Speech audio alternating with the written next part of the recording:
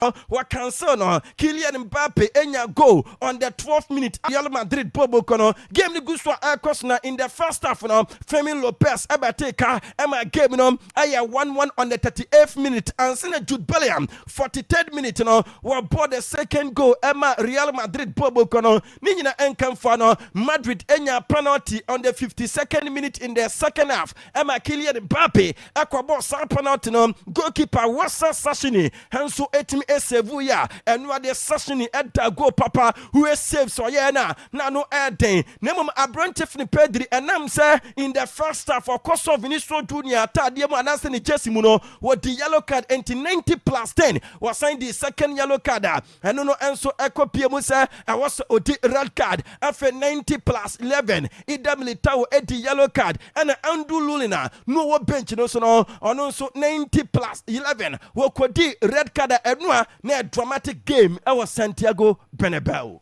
Lamin Yamal, Antonio passa, chega na Chuba, Karagacha!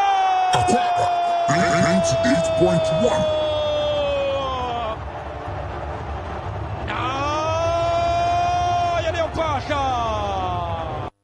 Na Kofi yaka na mamen fantu atie fadim sa enura after sa Brantef na Andrew Lulin edi red card abra na cha sa yapon game no ye gina wu say yes enyema bebre ekọ so our Santiago Bernabeu after the game no na Brantef na Daniel Carvajal ana cha se okoka nsam eche Lamine Yamal sa Lamine Yamal ekasa dodo enwo be nya so beka na no atum you talk too much you need to talk less eno ayensema Daniel Carvajal wokoka Lamine Yamal no can sense we Lamine Yamal because Lamine Yamal before this game no we koye interview ama kodane ko kan sembi say Madrid for no mo robbie other clubs especially Barcelona in the La Liga enti say form ahwana first no mo toto niema ya wa mo Barca team no ebedi nkunim tia no kan bi na ma Madrid wa supporters no start of the game no kwapo no mo edi Barca for time enti upon the game ni we ya Akwaaba ni say Lamine Yamal anhu game no so Alvaro Carreras e control na Madrid for esen edin kunim no and ma Daniel Carvajal ekoka san 7 eche Abrantev Lamine Yamal Vinicius Junior so no e be atro so say you only pass backwards na cha say won timi fa ball ni emananim wa pass ball ni ekona chinkwa and was say talk now na cha say won kasa say ni nsam na no keka no won say enka e wo agoroma no so na so de ate ani say Abrantev Lamine Yamal e catch the Madrid players ne say some pese wo mo ane no eko a wo mo mra tano num ana so mo mra dressing room ho e ho ana captain entimi en capture wo mo eno ama Brentford Vinicius Junior e na dwen say yes say wakasa nsabda cha de dia ene wo hia no e wo tano num ana say dressing room ho ana cha say Madrid players ni bi mo enso stopping any medical team no ana first no technical team no wo mo stopping edu baby na Rafinha one more game ni bia wo ni Vinicius Junior nyina enso efi Brazil no wo mo nso ekeka ensam etrobo wa hutimu se na anu edinye papa Vinicius Junior ene Rafinha edu baby no na chasa ye atemdidi a Abrantev Rafinha kwapo no wakaso munja no no nkonkobu Vinicius Junior na sansem we ana Abrantev Frankie de Jong ede ensam etu dwase wode de what Madrid players na say nanso omo reactions no asomo omani what you say on Abrantev Lamine Yamal no se saving kwapo no Carvajal epeso aka bibi eche Lamine Yamal enko ya koda ketwa odi efre no anase send the message no because moye teammates e the Spanish national team and obi anim no ho enti kwanse sanema we no moma camera e capture e watch as a field na so Kofi ya ka we nyina no ne ya ka ya tie for se enua na dodo na e bodin se was Jude Bellingham energy player of the match award no because when you go esen enya assist na su Kofi dia bete and se Kylian Mbappe and enu mo the player of the match award no ema no La Liga TV for say wo the player of the match award no ebema Itabilitao how we see fast so perform here but La Liga for no the player of the match no ema Kylian Mbappe way abua ama this season Kylian Mbappe anya 8 man of the match awards na a recorder Madrid player bi enso etimi anya in a single season after say Brantford and Jude Bellingham be in 2021-2022 no the ate ane say say in 2023-2024 so no wasan AAB awadoma utimu se ano dinye papa Kofi yeka no in the El Clasico Abrantefni Kylian Mbappe waba Madrid no wabo 4 El Clasicos wanya 6 goals se womu we abwa ama Kylian Mbappe ababe the second player to score in 4 consecutive El Clasico games in all competitions in this 21st century aside Abrantefni Cristiano Ronaldo in 2012 no Abrantefni Kylian Mbappe ababe the second player na this season Abrantefni abo more matches only 2 games he pair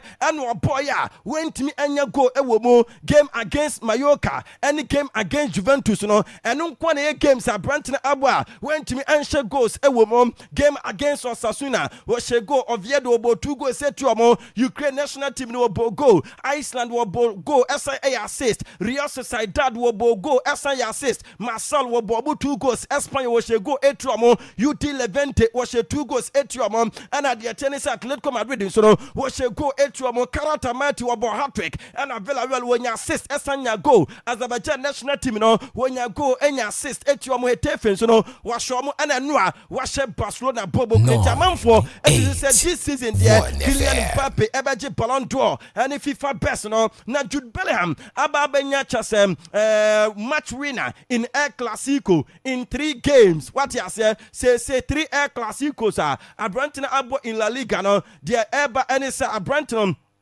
and at me and Rene and I say 5 El Clasico matches I want in La Liga no emu miensa wanu enenya chance winning goal Emma Madrid Bobo kono no Jude Bellingham in 1 week no wabo 2 games no wanya 2 goals 1 assist was go etia Juventus Emma Madrid for Edin Kunim in the Champions League and was go enwa etia Barcelona Bobo kono enu ana Jude Bellingham say ni assist no dia obeka afa ho ene say easy simple no obe pass ball ama Kylian Mbappe my assist everything is really easy when you are passing it to Kylian Mbappe that pass was really easy and no I am some Abrantefni Jude Bellingham what they took and was say san kunimdie we no kunimdie eko ama team no because a team effort defensively Ajuma Ida Militao Dini Hausen Alvaro Carreras Sansna Federico Valverde and Dana Caval no eno ekamubi and a Madrid Bobo kono wamuso etim edim kunim no was sa game we no wama che because no man lose multiple times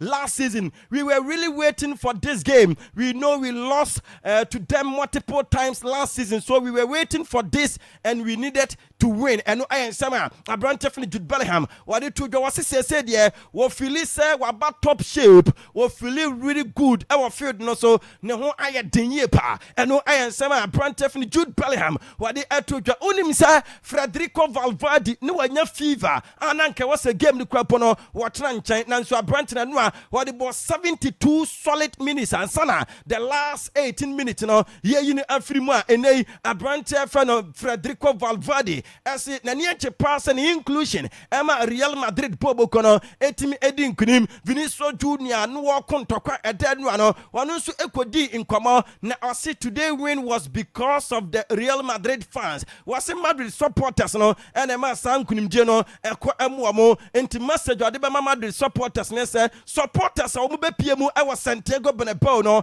or Thomas na wa bo mabaso because this is our I was so support to team in the El Clasico was wo mu try and maintain balance on and also off the pitch enti obeda supporters na say and Xabi Alonso see we won 2-1 but I think we should have scored more not just say we need 2-1 now so then can say we mu enya more goals and we see game we there a game bia a big boost to players mentality this game will give the team a big boost mentality but we needed to stay calm the season is still very long and we still need to improve and no I am some Xabi Alonso what the I am so happy to have Jude Bellingham back we knew he would need a few games to get back in top form, and now he drops 3 top performance in a row. He is so good, and he was see Jude Bellingham a friend of free injury mu ever, and he obeying games obetimi ade improve na first rubber back to top form. Now so 3 games wabo atwas no ebia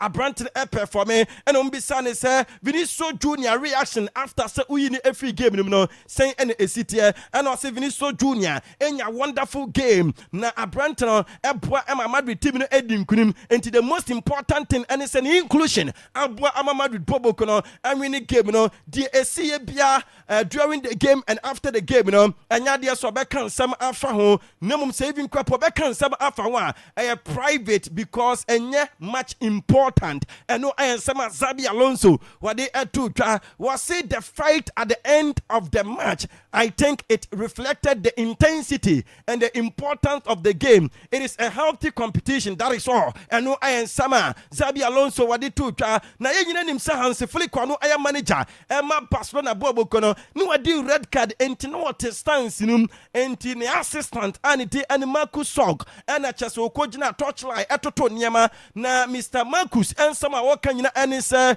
we have to be honest, our plan didn't work today. And what Sunday to say the main difference is that they took advantage of our mistake.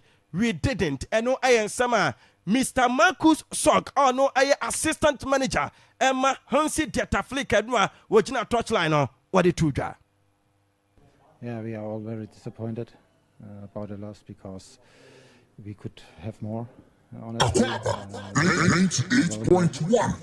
We lose sometimes too often the ball, and Real also, but the difference was they used our mistakes more than we, their mistakes, and in the last third, honestly, our felt penetration power for more chances and everything. Yeah, I think we made a well game. Yeah, we played in Bernabeu. We had more than 60% ball possession. I think that's a good thing, and we have 28 more games. Nothing happened, and we are looking forward more than positive after this game today, but we are very disappointed.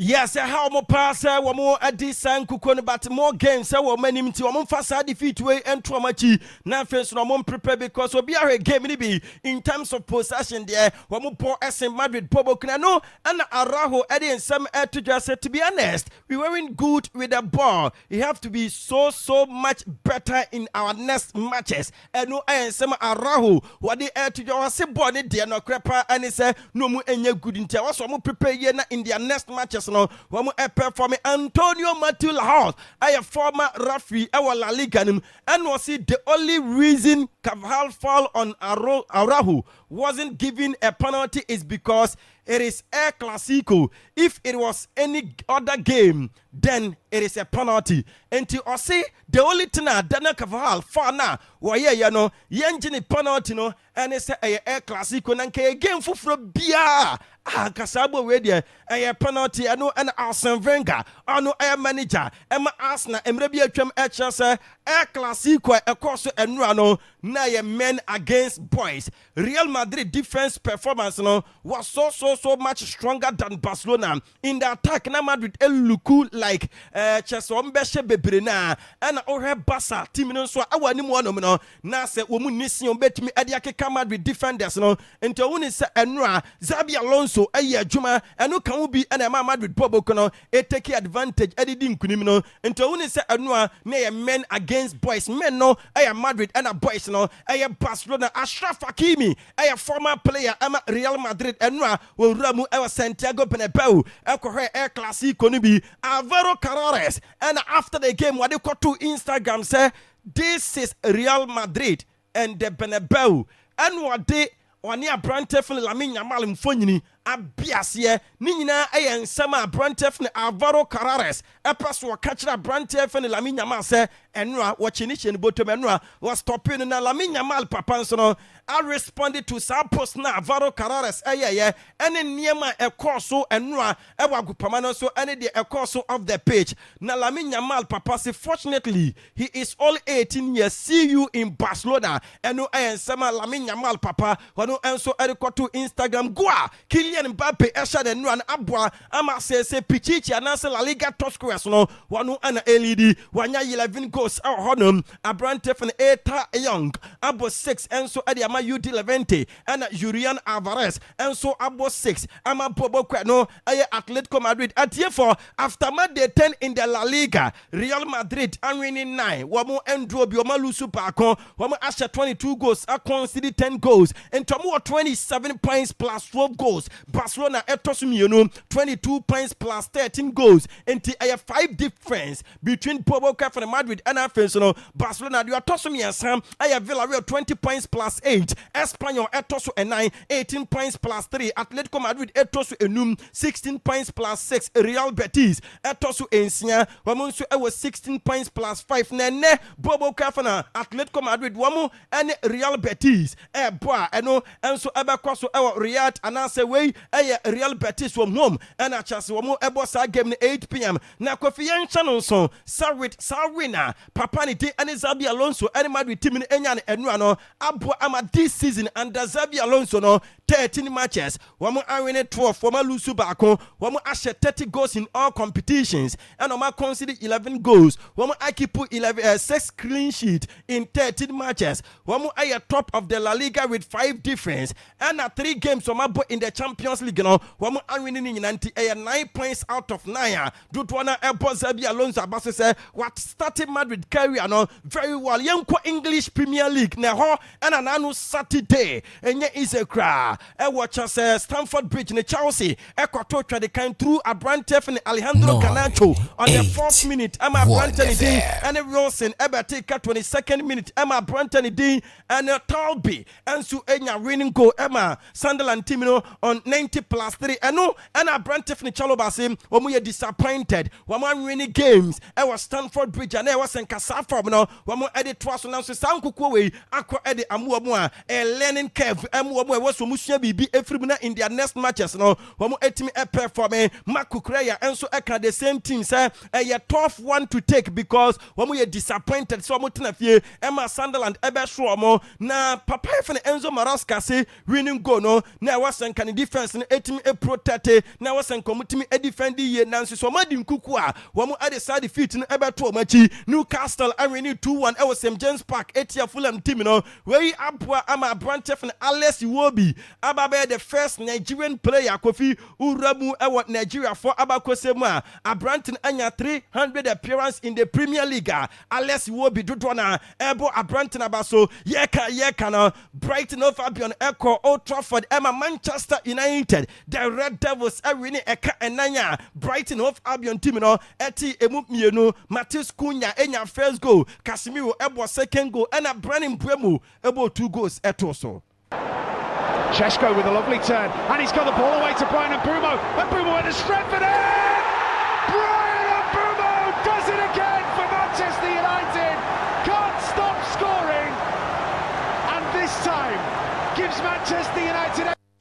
Edo Brantef and Brandon Mbeumo say in the last 3 Premier League games and Mbeumo abono Kofi Brantford anya goals contributions and 9 against Sunderland where assist against Liverpool she go and anua when you 2 goals I want Mbeumo and so Ekasafa ni 2 goals anua was share no. I think both of them a goal is a goal I would say but no I'm very happy with this. I think it's a great teamwork as well. Benji gave me a top ball and agent for Bruno who just let it go for me and yeah, again I'm really happy. I know I am some Brandon Mbeumo wadi etu na man of the match I am Matheus Cunha and was say what better BPS na players audio mo man one money more and the team e pushing na wonya man of the match award ni Diego Dalot and so ekasa efa game no na ni agye set team no edi nkunim.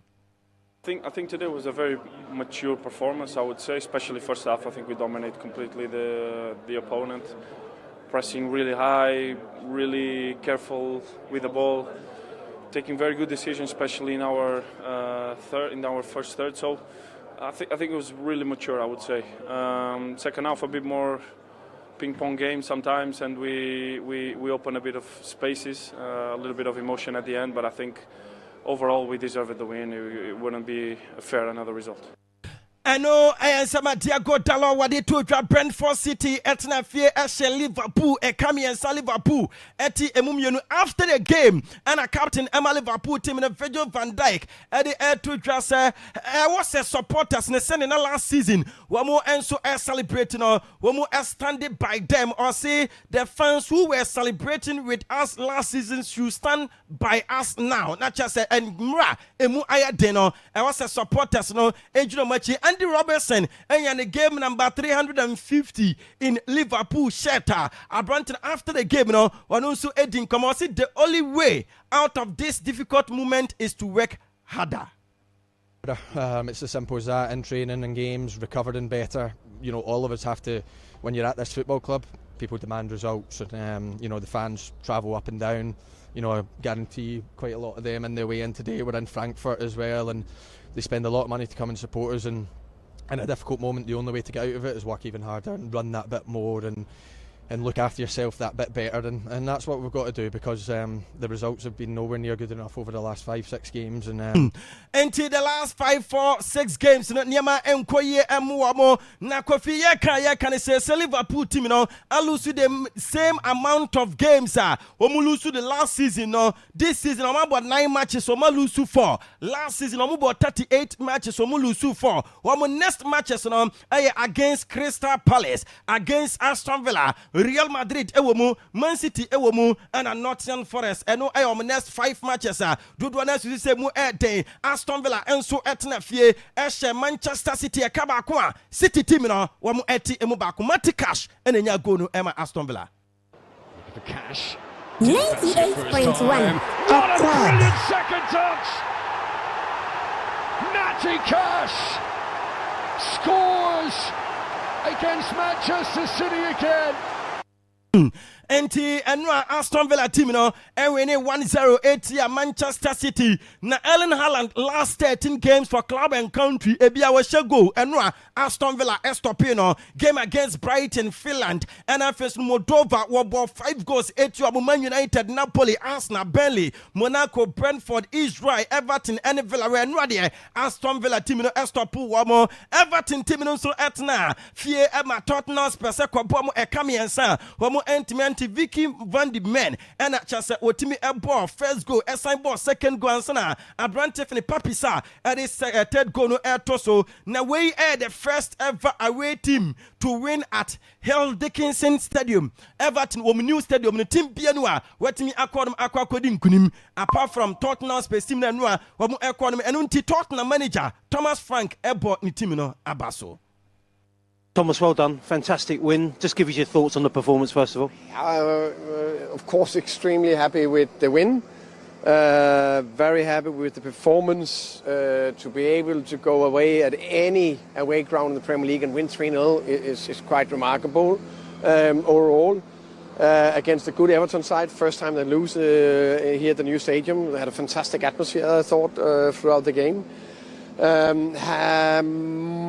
More happy with first half. I felt I like how we did in phase 1 and phase 2, more control, more passes, progress up the pitch, really like. I know I am some Thomas Frank what they to drop bomb off and transform your team we need 2-0 at Nottingham Forest and Arsenal Eshe 1-0 at Crystal Palace Ebrechi Eze and Eshe Sanko no na Arsenal team no Kofidia and so man consider 3 games in 9 matches and also a new record in the Premier League Enya Isekra na Mikel Arteta see for me Arsenal is the greatest club in the world. award. The important thing is that this season we make Arsenal the greatest of all. And no answer Mikel Arteta or the two just say Arsenal team, you know, after Monday night we Eddie Kine with 22 points plus 13 goals. Bomb of team, you know, Etosumienum, 18 points plus 5. Tottenham Etosumiensa 17 points plus 10. Sunderland Etosu and 9, 17 points plus 4. City Etosu Enum 16 points plus 10. Man United Etosu Ensia 16 points plus 1. Liverpool Etosu and so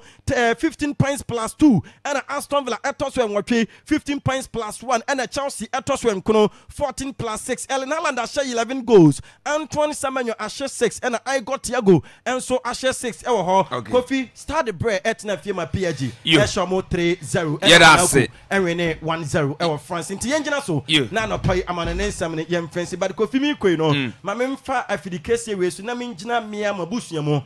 And na obi bia na no Saturday. Wabeboa ye ma ye kata ye maame ye nua ba na afin so no ye na afia sunwane dodo na efre no Susana Jabia no yekata na chikra ewo abisa senti yebeda abusuafo ni nyina se especially Akwaaba abusua ene director Kwadwo Fosu ene obi bia wo yi ni taku ne sempoa no abusua ne se yemfa fidikesi we so ena obi bia se yo kaza abusua se asida na yaji why yo enti bona na atene kasa na ne nsem de si na yenko husi atena se na amana ne nsem no mfa ne kire mu emfa ma wo wia ocean e after ocean no yebeti asifie na nkomo bia ka kire afi nyuma kwa omukure mu a oten kasa na pi yebetena se de agudie msem yede ebra no yede wonsem no atwa so edi amount ene anapi Hussein good morning na bibia boko good morning Kofita go bibia kama yede nyame ase ne yasa jabia ne Monday ene Monday sa nsem dɔson sa too much sa eminim se nyede ayentimi nyini nyina but yebewurawura mu nyesa yo yenchia obia jo yenka ncho mo se live wa Akwaaba radio brekum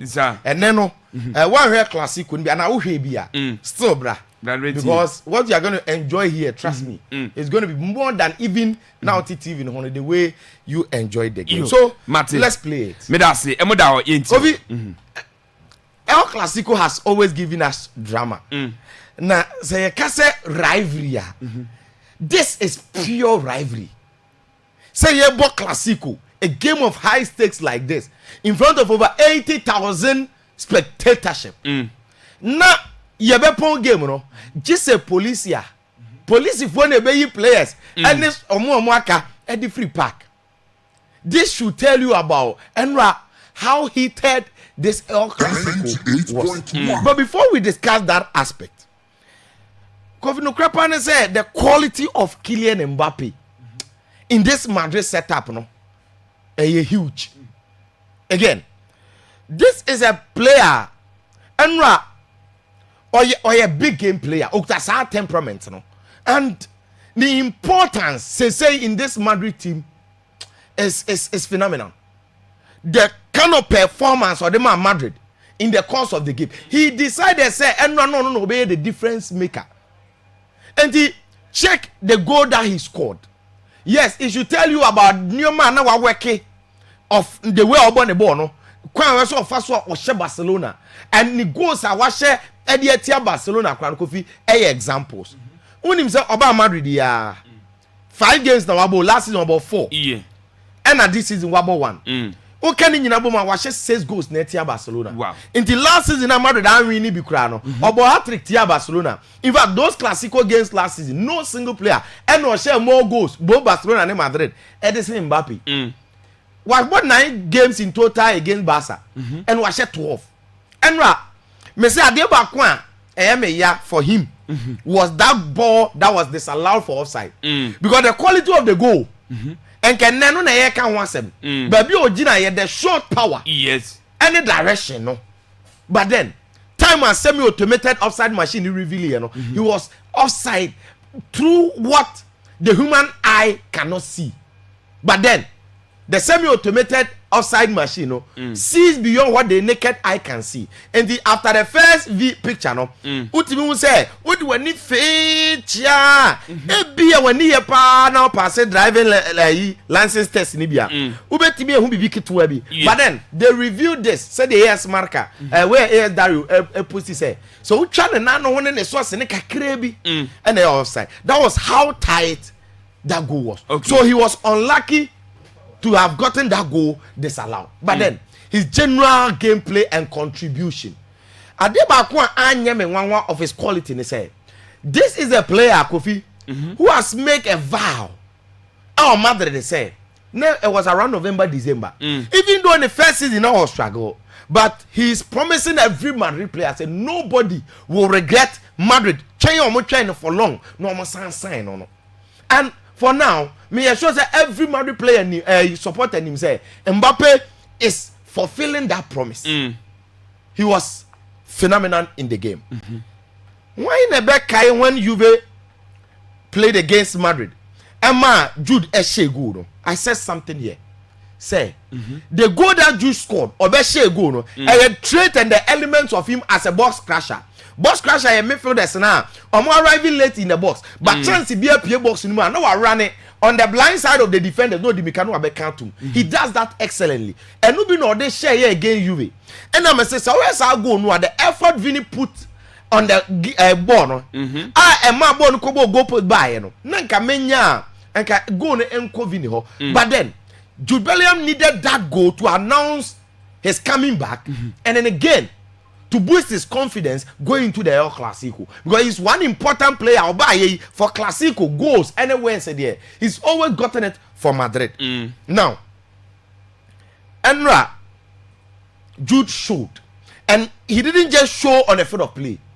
Obekai Club World Cup and so after say Madrid they free munua or mobile feel no. Me beka sembi wa ha say Jude Bellingham.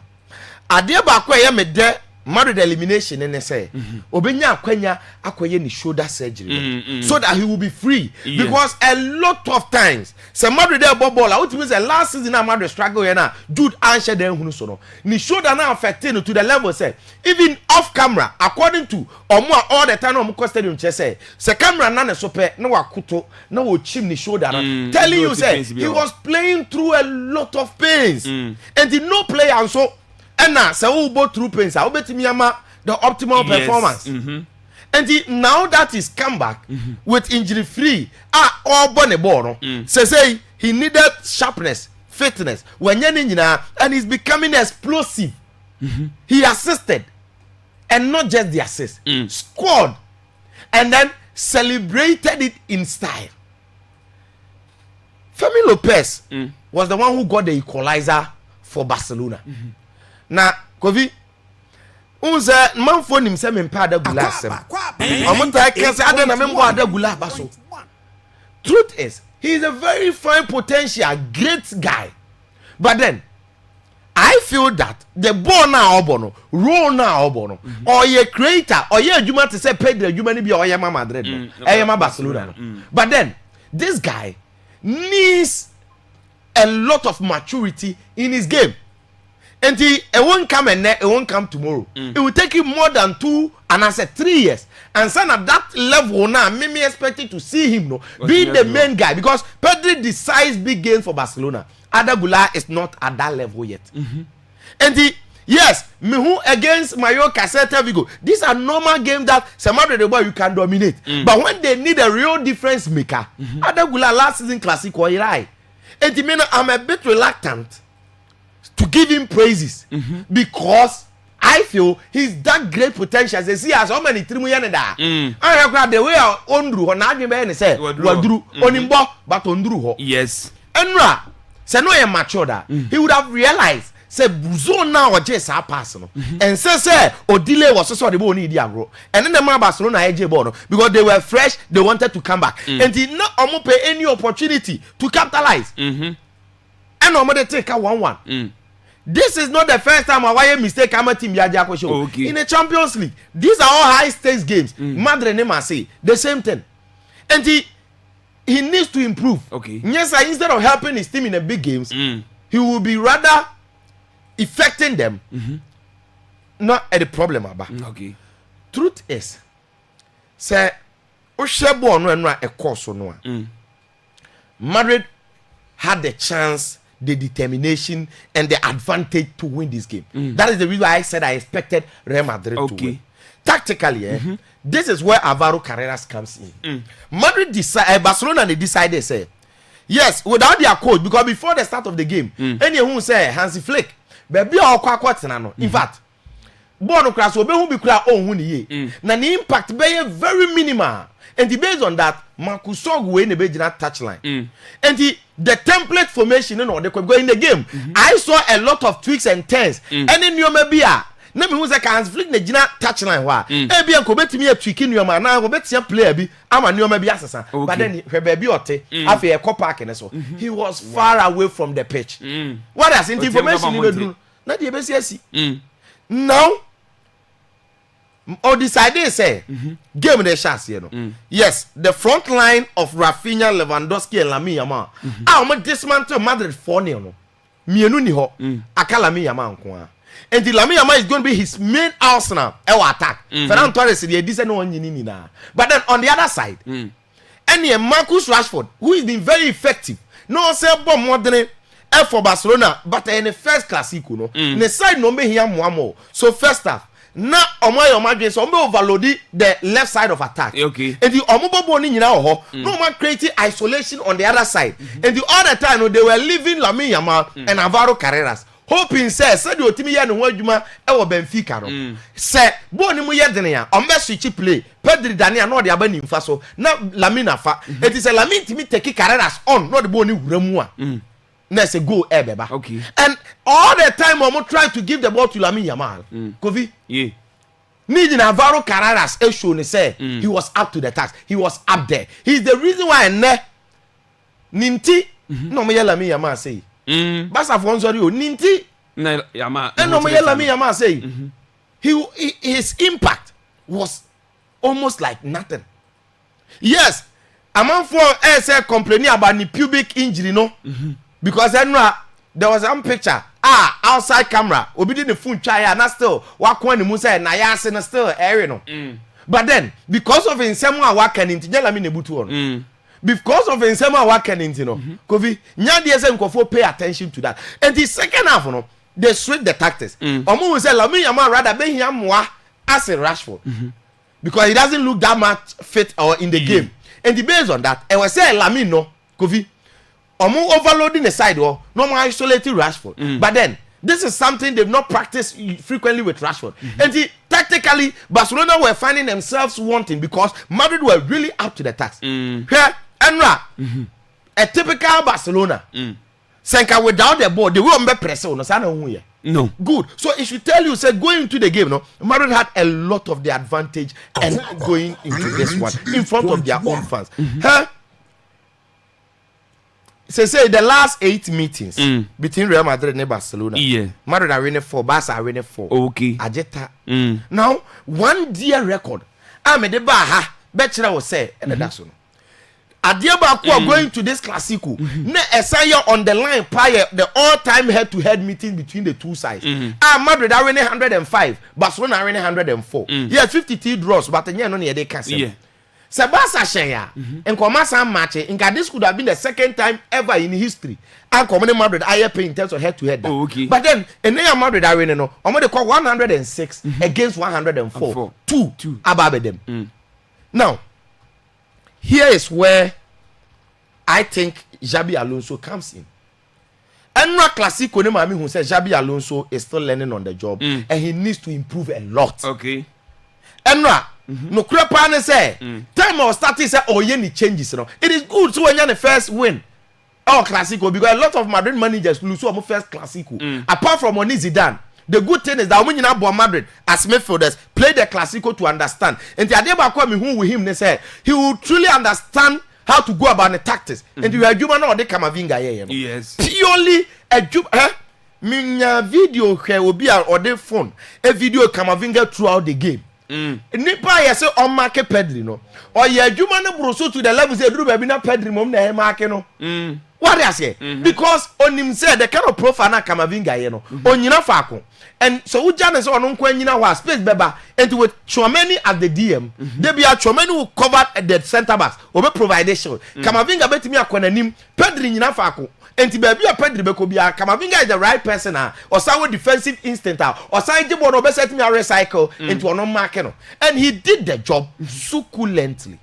Now Alonso yes I know my way nyina di victory but then ni changes in the coordinator game no changes no coordinator game no Kofi no kura pa ne say sometimes you too tactical ultimately important matches classical games and no ade ba ko Madrid DCC Barcelona na the quality on the front of play what as Wenger say no say the big boys the big men against boys and the personalities any characters na gina field no so you're very important now who ye changes where you Vinicius a film and look let's condemn Vinicius act. Yes. It was disgraceful in front of millions of cameras, in front of the fans. About how part is the coach in him the oil. Who say show disrespect to player now? Or say your playmate, Rodrigo. My name Bobby. We as pundits can criticize. What I say? On no course, I read ban so dressing room wa. And no Johnny by and San Antonio. So we read new man course with Vinicius wa. But then coaches in this normal way and normal. Alonso so on the Bekasa and you more we'll talk about that as time goes on. But then who take Vini out? Who was very effective? I will say it again. Sanka Vini and free game the way anani who no. I think in Kebiko Beshe go. And obey critic go. Put that aside. Look at Abrante and Diede Rodrigo.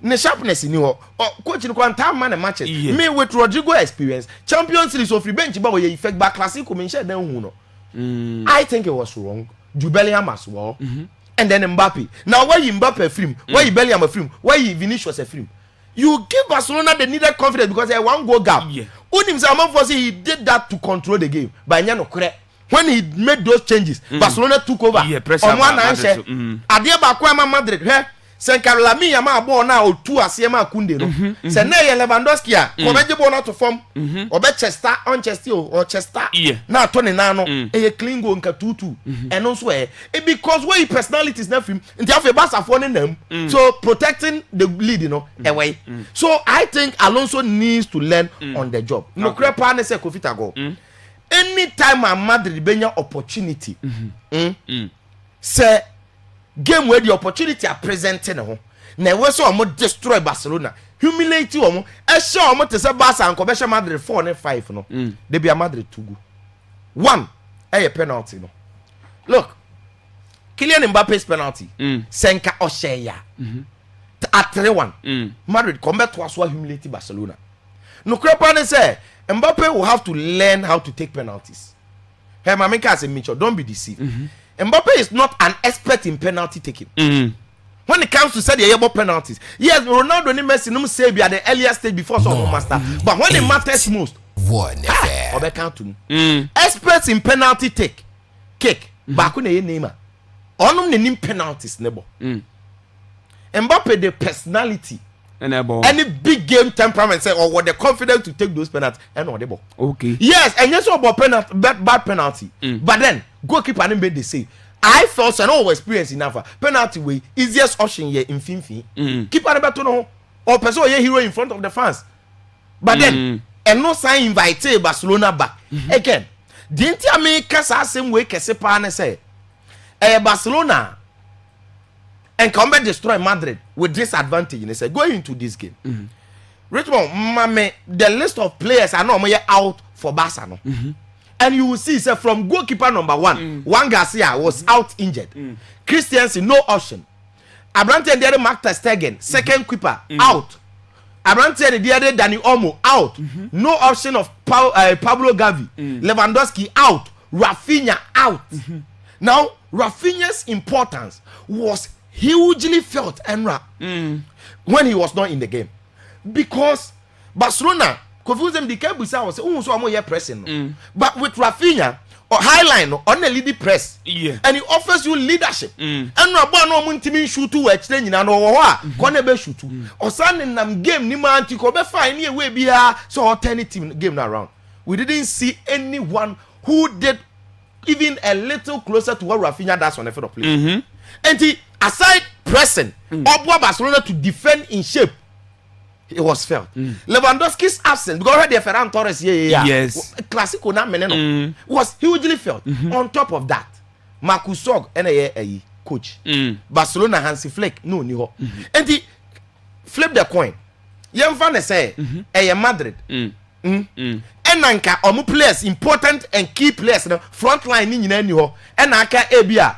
Rodrigo nkwa and omudi new players ape and na goalkeeper Kotwani o and the second keeper ne ade a and ka say ne besie and because of that and a man there to Pedri ne to no because the one where ya red card the bema ni ratings na you say wa mobo he really played the game and no pe kwan bia so at any game no on say yes Rene because picture dey ka buy no order form on it in Hoisen.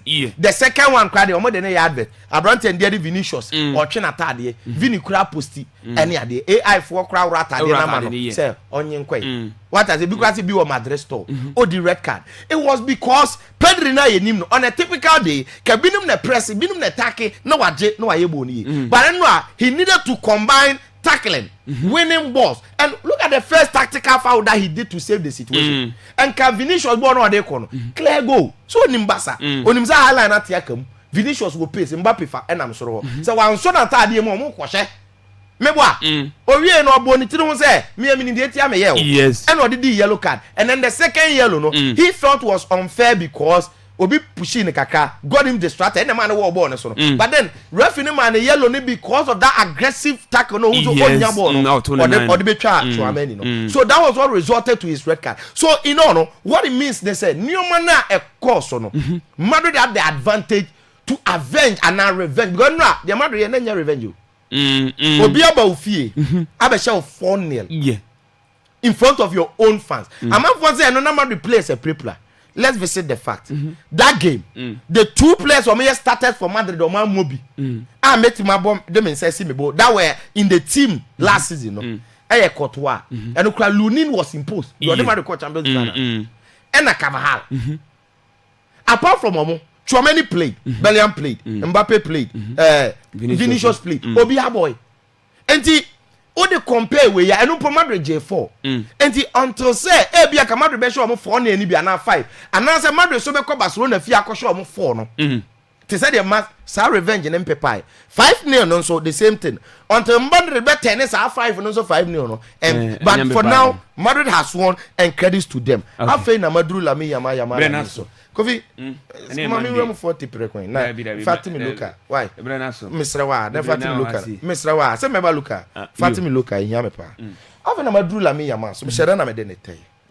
Going into this game, Lamin was the main character because of nkomo anawadi and nsemo anawaka. Now, after plenty talks, he showed nothing. And then because we share our opinion, people are easy to come at us and insult us because it's opinion. But there you mean one in the whole of Africa and say as a footballer, me to me a pass say Oscar, you are at liberty to live your life the way you want. Yes, you are at liberty to write anything the way you want, say whatever that you want. But if Sadia no with the potential to affect your performance on the field of play and affect your team as well, because it didn't just affect him, but it affected the team because he couldn't show up. That led to Barca's defeat. No money than a sopa. Coach, I would Gina Daga, your friend Marcus so or say yes, or G2 say Lamin need the best of shape currently because of injuries. But then the France another year no ekano. Now the coach has gotten or say on him say Lamin will mature, he will get the experience and everything. Then say Marcus no Gina touchline. What yet to say Lamin went to the extreme because then they invited fans and so intensify Lamin chan. On him say Lamin the first classic no man of the man no 16 years na Madrid fans and man standing ovation. Then na flippy. And he any the way he conducts himself and affecting the play no. So we as pundits, so yeah baby, ne bet me nyansu so on the field of player. Kofi, you won quite at least you be comment na ye ni ho kwan. So why the insult? And no be na ye nra. Means what must ya? Now after we wanted to see say yes Madrid players na ate nsem na wakeka na omubu afu and they will deal with him. No crepa ne say enra boy no munya no mo do mo nsa bekeka no no ma fa no ho adwen ampa aside fans no because it wasn't once, it wasn't twice. Apart from Mbappe no use that political say she go chere ne say we are the kings here yeah pitch so na yaba in front of him still na nyoma nko ye ni nyina no the man mfonyin ni ye clear Vinicius ball no this scene no who's a shot Vinicius the ball no e man ni bukra fusi so far the obi ade here on the field of play and or the ball no the response from the fans over 78,000 spectators and the mom said nah Abrante ne be finish ya mobo na nduru ba bia Lamine had a fight with Abrante and the other Courtois kiri and obi na pataye again nye Courtois nkwa na ba na so Carvajal Mekache and say he talks too much and a classico no and here national teams bi benya issue because ntokwa na sisi here no say Carvajal and Lamine omuko Spain they will act as professionals by best time the Hoysen and a year in that class omo ye namfofo pass who say Carvajal ye senior man for team but then the Hoysen Lamine Yamal Kubasinum the same Raul Asensio no and kwan be no mbefa so a deal because talking of Raul Asensio ono so akoposti on a Snapchat story say and odi nipa emoji a all kasa bebre ato ho. Oh, okay. You get it? Now enye no nko a uko Brazil and no mu play bebre ne wo a park na so so we saw Ancelotti in the stands now Tama Vini and Lamine this shame after so the shot in the scene no Rafinha came to defend Vinicius Lamine and it brought a fight between Vinicius and then Rafinha and to almost so ko Brazil kwa me no be fa so be relate yeah we can say professional but then at the end to me hit through level be e be affect our national team and the Ancelotti project is very sensitive o here Rafinha Vinicius to perform particularly say World Cup and it's a more the club political way ba na man fan too much here me boy it will be huge now time one omodi shame who failed the national yeah failed the national na chire for no so time Vinicius mo kwatra omonzo di ashem nti enra no ntokwa ne de on the field off the field everywhere and that was how the Clasico ended so to me we got everything. Clasico has always been about drama and a lot of things yes referee controversies issues for another day but then I think obie ni who regret it I personally felt say La Liga for man ton Clasico ni time no mo de share no if build up kroma anye papa bia after team be match ye try to park and so omo bo wie omo the match for frashim Clasico like this nke English Premier League they will build up to the Clasico before say be park and so match be ambansa to the strato bia after the match discuss the Clasico match and what went on before say next team be o match wabo what is it? Na La Liga for Mate, yada say, no, I Hussein Adam Zena, Otene Kasa, Amananism, Wadini Chemo, SC, the tactical man, Ocean Eba, na Utimi Adinidia, Ama, we are.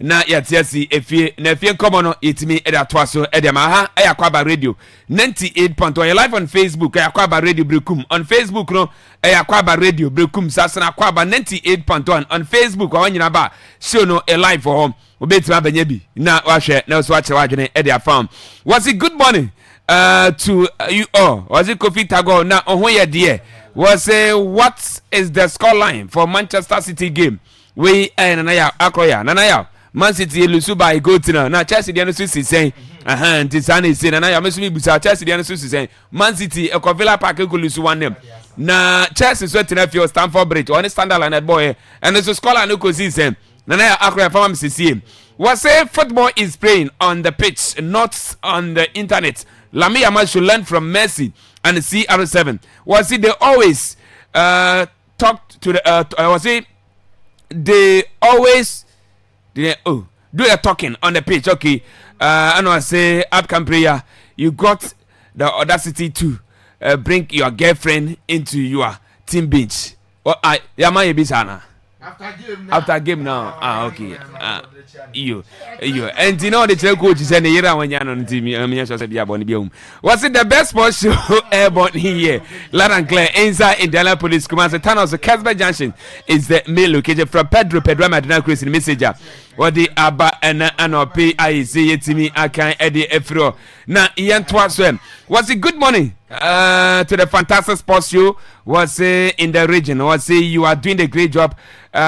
Keep going higher. Yeah, that's a greeting to all the teachers. IEC or more Akatim, RC Basic School. This is from Sami na bibia bokodi ma yenchao ena anopi se with the message no Eddie aba yeyibi Eddie fro Eddie amano no. What's a good one Kofi Tago? Was I'm watching you live from Sunyani. Was a greeting to you Hala Madrid Papa from Richard.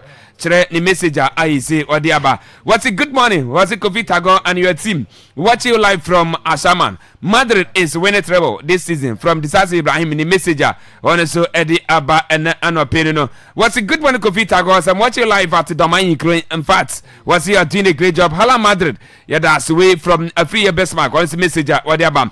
What's a great sports show in Brukum?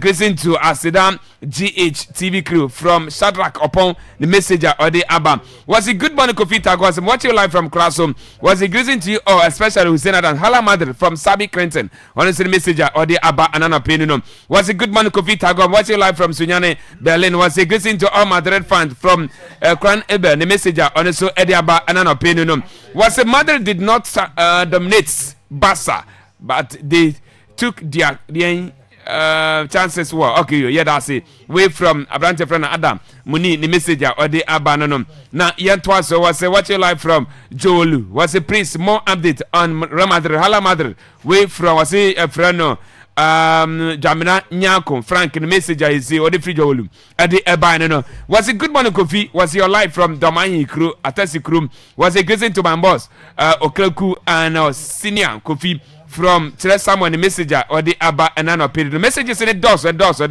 What's watching live from Brekuma Zim? Greeting to all Madrid fan. Congratulations.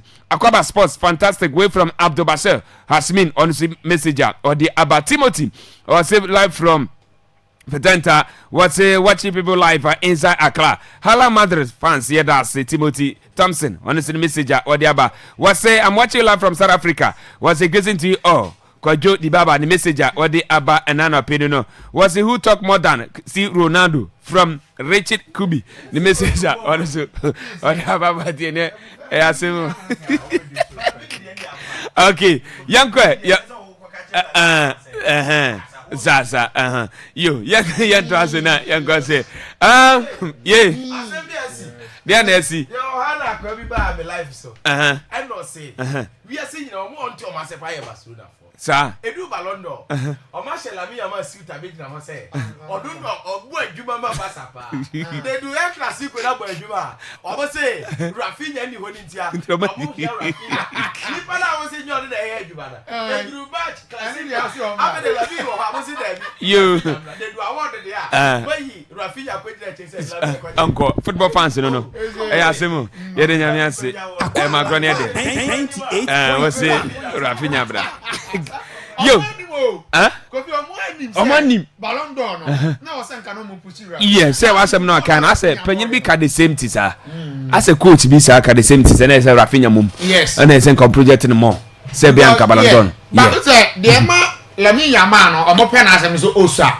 Ana to be honest with you, the talent ne so. Okay. Nti ade kitu abi obeye na say eye ehu ho a. But from individual and collective point of view, Barcelona last season here, Rafinha. No doubt. Okay. In big games, so decisive. Who's no more classic on the Yes, super. But when the all the day Kofi, all the time now, wow, who deserve the amount. Yeah. So yeah. Oh, Kofi me where? Now what is it number 1? Jawum. Oh, okay. Didn't take a crack. And your war, yes, I can say, Madame, for Nitisum, pa busy. Now, yes, I'm going to get Come here now, person cassette me. The only thing is cassette. One pie say Nitin society and it is Abacatisu. Mudrupa say, you know, more peak. Abacana be Abacodia. My channel. Oh, I come up. Is a mouth will buy a welcome green. I like the Tatica. Okay, you my thank you very much. Tago be on my Facebook. Na ye ba be di nkomo. And then some no donso. But obia nim the biggest game e ba so enra wote. Yes. Cafe. And not go enjoy it. No, say enjoy na. Obia udi munsi na o enjoy there. No bibia o how. You evidence. Send me catch it out. Juari a obekasa ofe. What do microphone? Bejamu. Oni ja want the atiefo. Tabos you ma men kase o. Say me revealing the secret no be you. Yo, say na me dika ka kire ho ma. Rich say ya we. Ndi rich o what go afan. Oh, mama fa de no ntu bibi no so. O de tizo. O de tizo obekasa ofe na. Tawo. Yeah.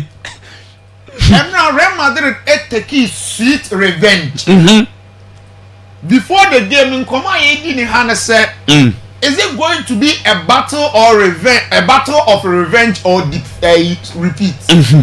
In a sense, last season you see how Barcelona dominated Real Madrid. Even in finals. Super Copa de España, Copa del Rey, ni na tama omudi agona crew sisu ni na no. Barcelona make sure say on be humble Real Madrid. Yeah. Enti omoba be share biom this season. The new manager Xavi Alonso no mu need be than to take revenge. And there omususu ye no and a bamu enra. Okay. Again. So when the head-to-head meetings between the two sides are overall 260 games before enra. Okay. Now in terms of wins, Madrid any 105 wins against Barcelona and also 104 wins. It's not clearly a trace.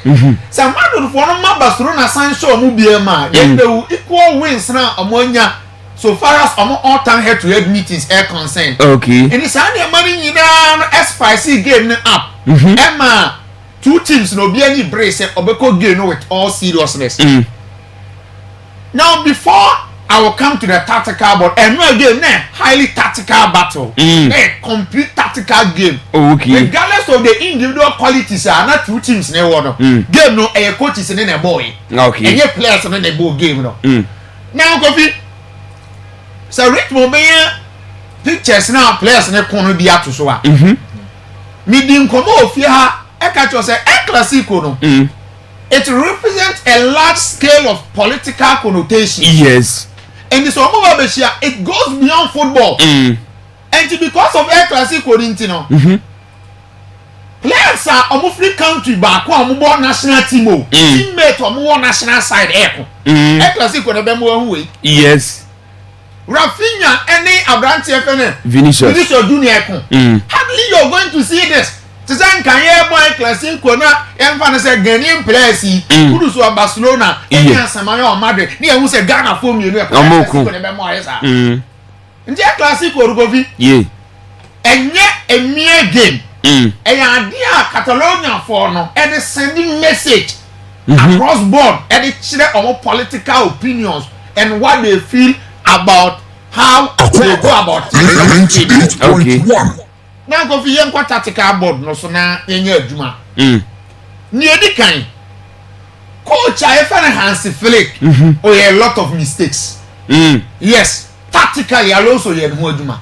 Oh okay. Now you see in coaching say who can types of coaches are there are three types of coaches. Your idealistic coach your pragmatic coach and they are philosophical coaches. Now Hansi Flick falling under idealistic coaches. A coach be idealistic or a coach who believe in certain ideas or believe in a different style of play. Be also say or no you ebe buano. And it's all rare. In a game who miss you key players Lewandowski, Rafinha, and the lines, and we are emphatically out from the game now. Kofi, you need to stick to tactics. Because who be share opponent bia. Now we have pre-game analysis. Pre-game analysis based on opponent and position and the style of play, the weakness and the strength. And so like Anyasa. Or you're not going to say the only man will be called game. Okay. Problem is starting free in the starting 11. Every game knows and cannot run around who started with Chido. Yes. Because of one. Barcelona defense, they were coming up against Team One. Opera very electrifying attackers. Attackers are almost very fast, almost speed, almost pace. And you need a center backer or a very aggressive, all speed, all that recovery ability. And you know clearly anytime Real Madrid for ever initiating attack, especially in counter-attacking situations, you see Barca defense and say I hate disorganized. No more struggle to contain Mbappe and win him. You get a point. And from tactical point of view, or your mistake, the starting 11 and your man yes. Even at a point where we saw Alonso the starting 11 say in the middle of the park, Okofo, Camavinga and Tchouameni as two deep sitting midfielders. Next, yes, Alonso Nindiana on Barbe. Pushing Adegule to wide area, Vinicius wide area. Then Abrante and Mbappe leading the line behind him. Abrante Jude Bellingham. Now, Kofi, this is the structure of play. Now, when you see the structure now, Kofi Alonso are transforming Real Madrid team one of the most effective teams tactically. One of the most effective teams tactically. You see, in tactics, Alonso is very dynamic. Now, my respect him so well in the sense that the MLS in a training can the 3-back system with Team IFN Liverpool. And the Alba Madrid, no. Now the bigger question is or the 3-back and now Obama is a formation for 4-back. But Obama for 4-back. Our more 3-back in the Madrid any results. Here can say I'm at that top of the La Liga table. And that's Alonso no. On your coach and because on the minimum say when matters most also sign and sa now the reason why I make us say we're transforming Madrid team Mama be one of the most effective teams tactically in say without the ball and now you without the ball say Barcelona build up na ball no ever do the middle of the park ni shape process be 4-3-3 shape. So what means in midfield no Jude Bellingham Camavinga and Tchouameni who making them 3 in the middle of the park. Then up front no now what Vinicius Junior and Kylian Mbappe said they will be the first respondent to the press. I'm press first our pitch no so. Now say Barcelona progressive ball no trap midfield no more the ball no back Real Madrid for more defensive half. Then Abrante and Tchouameni ever 4-man defense no making them 5 at the back. Nti amasa pa I say Abrante and friend Vinicius and Mbappe but I so question because me for me and ba can defense no making them 5. Nti amasa o mo lose 1 man or me for do o ma be 2. Nti say the be team million numerical advantage enfanti a o munti no. Say sa de dem attackers ni no ba ko enkonko kan 3 man me for do na ba ko afiri ma ko kan defense no making them 5 no. Then amasa do aba be 3 e wo amfiri ho na chiro akwa 5. And then from tactical point of view Abrante back or we are Juma Pan Tchouameni. Then again, you also mentioned Camavinga. FM. Now, Richmond for the next one not to so. So, Richmond being the next one not to so. And where do I do Camavinga a Juma Kasa? So, Barcelona team no. Even though more very good midfielders. And because of that, and my wingers, you know. Advantage no more attack bebre omo ye free no ma ko gina wins wo no more more space into the ball no ma ya man no be na aduma no enti meaning Barca team no omo ye very dangerous in terms of the wing play any in terms of wing threats wide areas enti do ye any say ball no ebedi Barcelona for no ha o se Camavinga ne Abrante Federico Valverde double up the right side. Even though Camavinga or your left, and so I'm double upper. In case say Lamine Yamal and I say Marcus Rashford, so a chair Abrante Federico Valverde, Camavinga no, born baba betone predominantly also or your left footed. Enti the 9 Benkunu na ye aduma pa. Born obeba attack from the left side. E hona the 9 no right ne do onye right footed. O ye weak. Enti aba beto the 9 na o ye ade no so.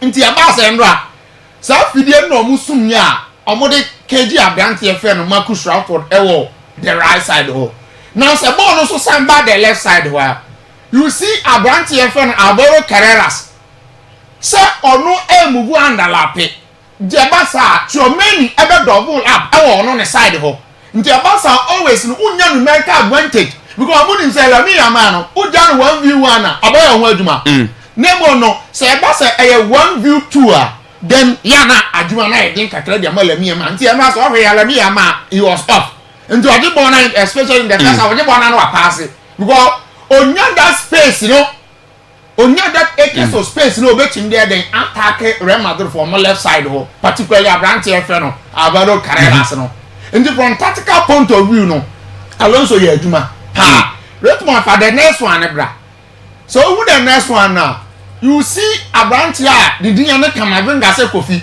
was a double up bien on Abrante Efe no Fede Valverde and it's a Pedri that been say or creating numerical advantage on a body any Abrante Efe no Marcus Rashford then Abrante Efe no Eden Militao Rashford by insider Eden Militao up closing it down then Abrante Efe no Camavinga ne body ababe gina the left side ho and ababe 2v2 Barcelona for any other numerical advantage no and from mobile beam then Ebasa Emma Abrante Efe Jude Bellingham ever shadow market Abrante and any Pedri then now Abrante Efe other Gulens or shadow market Lamine Yamal na Alvaro Carreras are free in case Lamine Yamal making way out crampona the ones and any other tower abm Babe 1v1 on Babe share Abrante no you get a point because him say Mbappe any Abrante Efe Vinicius there or more pace any idea out jump 1v1 on make my creative problem every day I'm out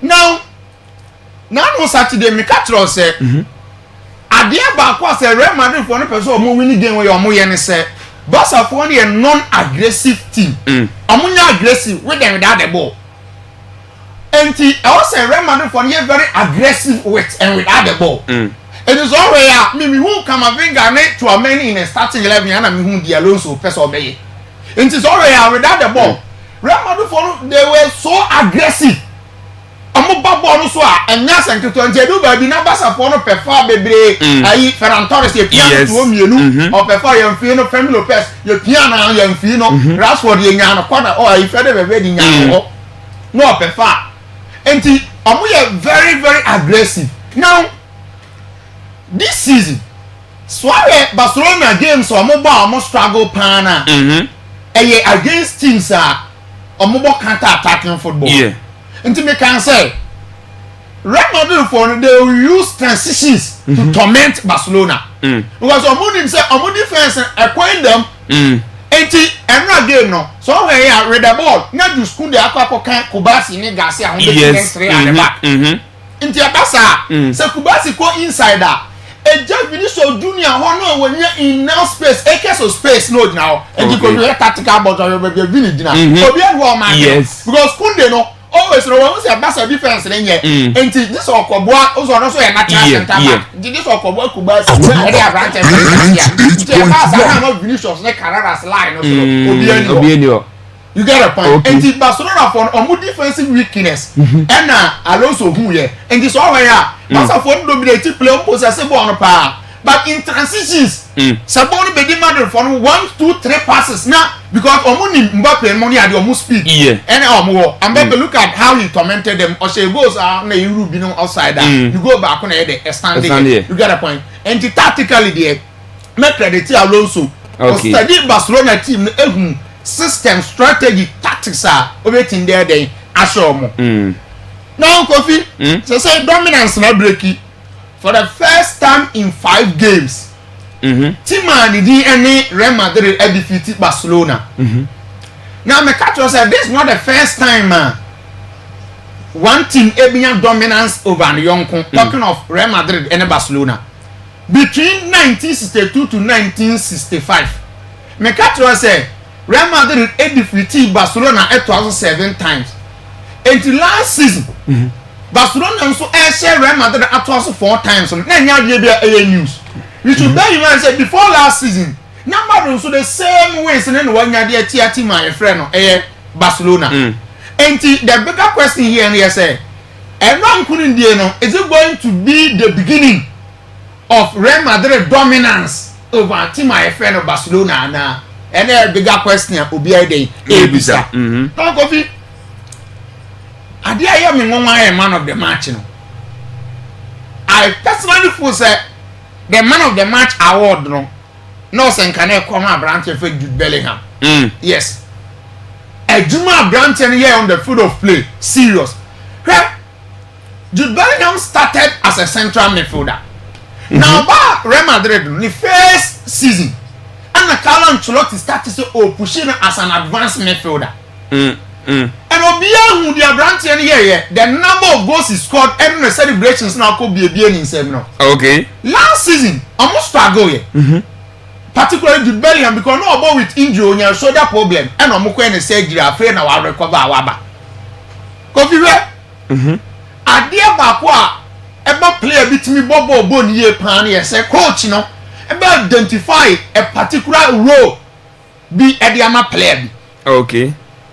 Jude Bellingham or a workaholic player obi anima juma on the field play. But I tell you say when he get closer to the boss or a more dangerous than so the defensive work be sir.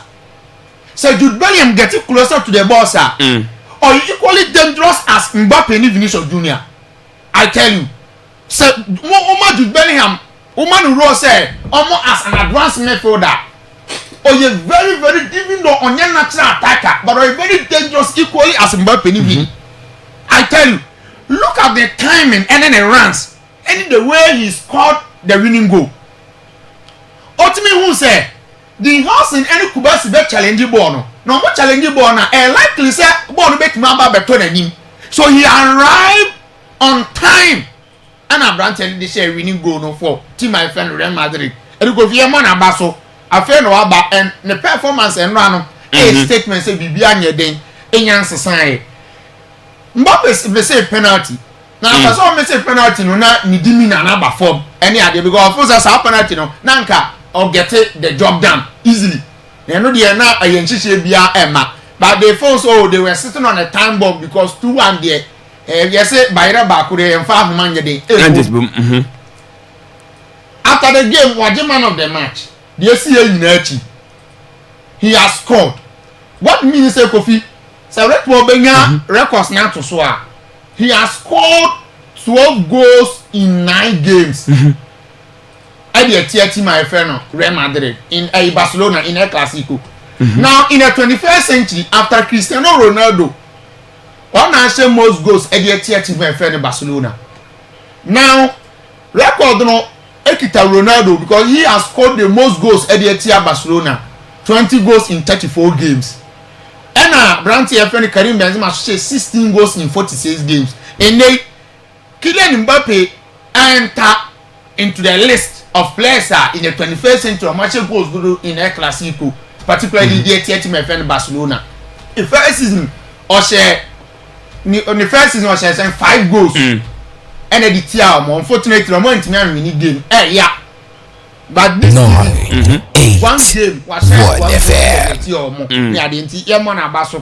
in fact Madrid for now then Nipa ba ko so ko fi mani Germany Alonso the only playing days no play teams obo omo nyina mbe sheshia Barcelona de bia na Barca ta she ne dodo. Yes. About 30 games as a player for Liverpool, Bayern Munich, ni Sociedad ni ade obebo Madrid no. 30 games editia Barcelona or winning only 8. Barcelona share pa. Wow. And then now 1 game, 1 win editia Barcelona. In fact, na all bad na bad omen, bad record be that ho. And because they should pray for luck. Yes. In the sense the last 8 new managers on Mabe coaching Madrid team no. On first El Clasico games, emu 7 elusu. Emu 7. And the all bad at the back of the mind no him says our record no that also you do betin bia say na bia o do change stories no. So Kofi in summary no kudos to Real Madrid. In fact, a sweet revenge and no amoye den e take here no. Here who other games. Kofi in the Saudi Pro League. Over the weekend Anasa AN2 editing Al Hazam ewa away. Now the good news for Anasa say Omoyen is 6 out of 6 since I started season omunyo lusu match omo draw omo really omo games ni nyina say in the Saudi Pro League omo na lead 18 solid points and omo dey at top of the table. Omo share 21 goals I consider only 2. Now Kofi adia asisa Anasa for omo shebre during the transfer window. Ronaldo identifying players of who make me about Anasa because obi anu so ono na akwa transform Saudi Pro League ba ko fi on team nje cap fan sa enti ya na ha Ronaldo no regardless of the number of goals or change nani ade enti omo yes this season no they will challenge and compete for trophies and omo signing Abrante Efe no Joao Felix Kingsley Coleman mo any ade Abrante Efe no Inigo Martinez and omo no massive story no never the because of all the decisions omo taking a and na aboama anasa abo no omo bon who in the Saudi Pro League no the appointment of Jorge Jesus, very experienced manager. On the day Al Hilal for no before last season obi omo come beating no and omo musa papa no very experienced Saudi Pro League no onimuye and obaye no from the beginning of the league no wa kire say ampa or a very very good coach out there anasa for 6 games no omo winning now. The biggest story and it's a coffee day by day Cristiano Ronaldo is approaching the 1,000 career goal mark. Ronaldo need Joao Felix and say 2 goals no. Says Cristiano Ronaldo has 950 goals. I got 50 no do 1,000. Only 50 no do 1,000. And the one year one I brought my agreement here say coffee pound so Ronaldo fast one yes I marry. Okra insatiable motivation. Bibian sono. At the age of 40, getting closer to 41 years. Bibian so Ronaldo. The motivation no coffee unlimited. In fact, infinity. Okay. And what then? The piano of a more. You get a point. Enti Ronaldo quite fast so yeah, do money they no create and wash it. Okay. So only 50 goals. No one do the 1,000 career goal mark. And it has become realistic. Say Ronaldo say, "Bibia me carry na come say, injury career threatening injury be any idea." It's like he will score the 1,000 career goal mark no. Any idea? Inti yemo Ronaldo tina baso. No coffee. Richmond for company to so. Me we movie be a nkala no ho. Now movie ni title ye Born Invincible. Na you killer no. Boss no. Ne we dey me antime mo no. Unless any weakness be now before say omoba be hu ni weakness no now abu nkro omo adi ni na abu nyina ku oh okay enti killer no ye killer ni di ni the two movie no so Born Invincible. Oh okay. Bayern Munich look invincible. Okay. This is the Raya. Maka there will be a team to beat. Mate. 13 out of 13 and a Vicent company the Amayeno. And they 13 games, they have won all, scoring 47 goals, conceding only 9 goals by a minute in the Champions League, in the league near the NBBR. Where they win it. 98.1 Akwaaba 1992-1993 no. Emra mo call Esimlan record 13 games or more the winning no. By a minute equal that record no. Ye mo company abaso wasise team aduma no mo ye me ba no so once again o she go Carla Net 17-year-old Abrante ni ball no ball na mbom no eye aduma pa man you so say 3 man say 4 so 4-2 against Brighton so say I back to back wins at Manchester United there amaye no the positives there say Mateus Cunha if you were breaking the deadlock now when you go Brian Bomo able 2 goals and a Casemiro so dey HAB Kofi you know say a game back na misro me can say United winning game we are a statement win say the Amorim project no is on the right track near there and the Yamama United team but say tactically look at how they press any idea bibia dey mamu say at Old Trafford, make us games are United versus first goal biano. They say in 327 games, Old Trafford the United lead before halftime biano. Omulusu. Oh, okay. They say United so much first goal among them. They say at Old Trafford no, Omama wabe fortress grounder. 4 games in a row, ni United day. By 2+8 goals. Mate. Arsenal so winning against Crystal Palace. Yeah. So they could be Arsenal climbing to the top of the Premier League table. You see, since season we Arsenal the Belgian league for the first time in 21 years. This season, because of how the teams are performing. Okay. Any Arsenal so more than more, they able to. The City would have 5th. Liverpool now what I say 7th, United 6th. Say a grand James Rose you one Chelsea got 9th. Chelsea, the Blues, other 9th. Arsenal, more money in defensive solidity. In 3 games, I'm not facing just 1 shot on target. 3 games. 3 games in a row. Only say on mark 385 minutes. Wow. The Chelsea Arsenal attack the defense in the defensive. I know they say so. 700 wins in the Premier League. Okay. Record Nuclear United. Some can't say in the Premier League United are setting yard. Yeah, that's it. Right. 700 wins. 776 wins. Yeah, that's it. Arsenal set piece. Ateta. No one say very chase a question for side. You go be in some you know when I near mark a cry top from over the weekend. Yeah, that's it. The tactical man Ocean. And now it's in Casa, what didn't Chilemo SC. Yabafi, Nefi celebrate me at Twazo. Shana so Yencha Yenia, I friend Bala Mohammed. Do the friend Kutakramu, or Prasamde man, then I know I was Zongo, or NEC, or pray now, way number 1, or Ballot Papanas in Tibes, let's say Yenia Kutakramu, Nitimpa Eddie, Bala Mohammed. Eduwa yenkotimano na kwanya sam remember ewo zongo so serebia bitimi abama zongo mputu so etimi akọ ntibala mensuru kra isi number 1 no de osuru ana iso bia akotim ede ama na otimi abeya sam remember nti yencha ananopi shano success makọ ointments wasere nkanche so ointment no aba bomade na kopa bi na usu serebia wo so yade no asibitimi atu ede free ni pedue mu na friends see I was 0558 360892 0558 360892 ofra ibitimi ajeso so na finger link and bite waseme kan chese bra ne bedidi na hunso timi ento say bega na pa and as loaded fried rice na pa say yam chips say shawarma and as assorted fried spaghetti and apem say fried rice and as fried spaghetti na pa and as assorted fried rice ni nyina no obenye bi our finger link and bite waseme kan chese obenye e katum Yo New City or IEC one if you so Monday to Friday 11:30 a.m. Nedia na ready. Ebo boma kopim say anaju dubako Sunday no 1:30 p.m. to 9:30 p.m.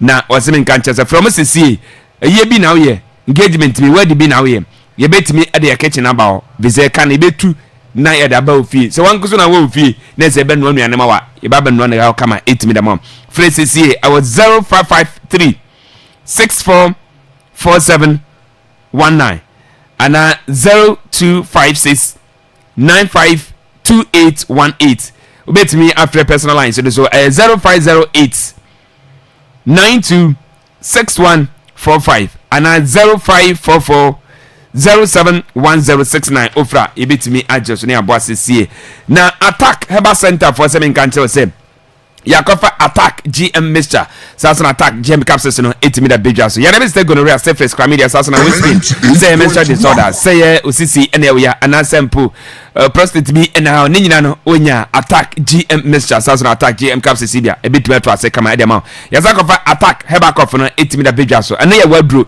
kone kopa bi e wani bi oba na omini mu shisho e wani bi oba na sensu ifro hini mu eba say ya group cough na say ya asthma na say ulcer no ni nyina no onya herbal cough bia e bit metro ase kama 8 dema wasebe nka je brekum ni bon chemicals obenye bi eho rechizayo obenye bi Sasson na Clement Herbal Center obenye bi o wanfia obenye bi o na set o Sasson na sechimensa doma yinkro obenye bi o Mind Sky Hot Herbal Jojo Pharmacy nso atrebelina Herbal se kwaso na nata chemicals do am se ke bi fresh CM 0249 282240 and 0206 83561 fresh CM na yenyo so Mr. Prepaid power na se opebi atwa bomode be pimo e wa Akwaaba radio si na prepaid power no e be jori network ni jina na so ba enche partner ko so was it 24 hour service no e yeduma Monday to Saturday anopa no so ne bi anwumre no ndu ne upon Sunday ni after church obedu no na Regina Sasson don litimo ha ometimi ache feso ama power no nzatimi akabi obehwie obrekum ala wa kwanso ye na Akwaaba radio ene wadan klum e afrefre no afre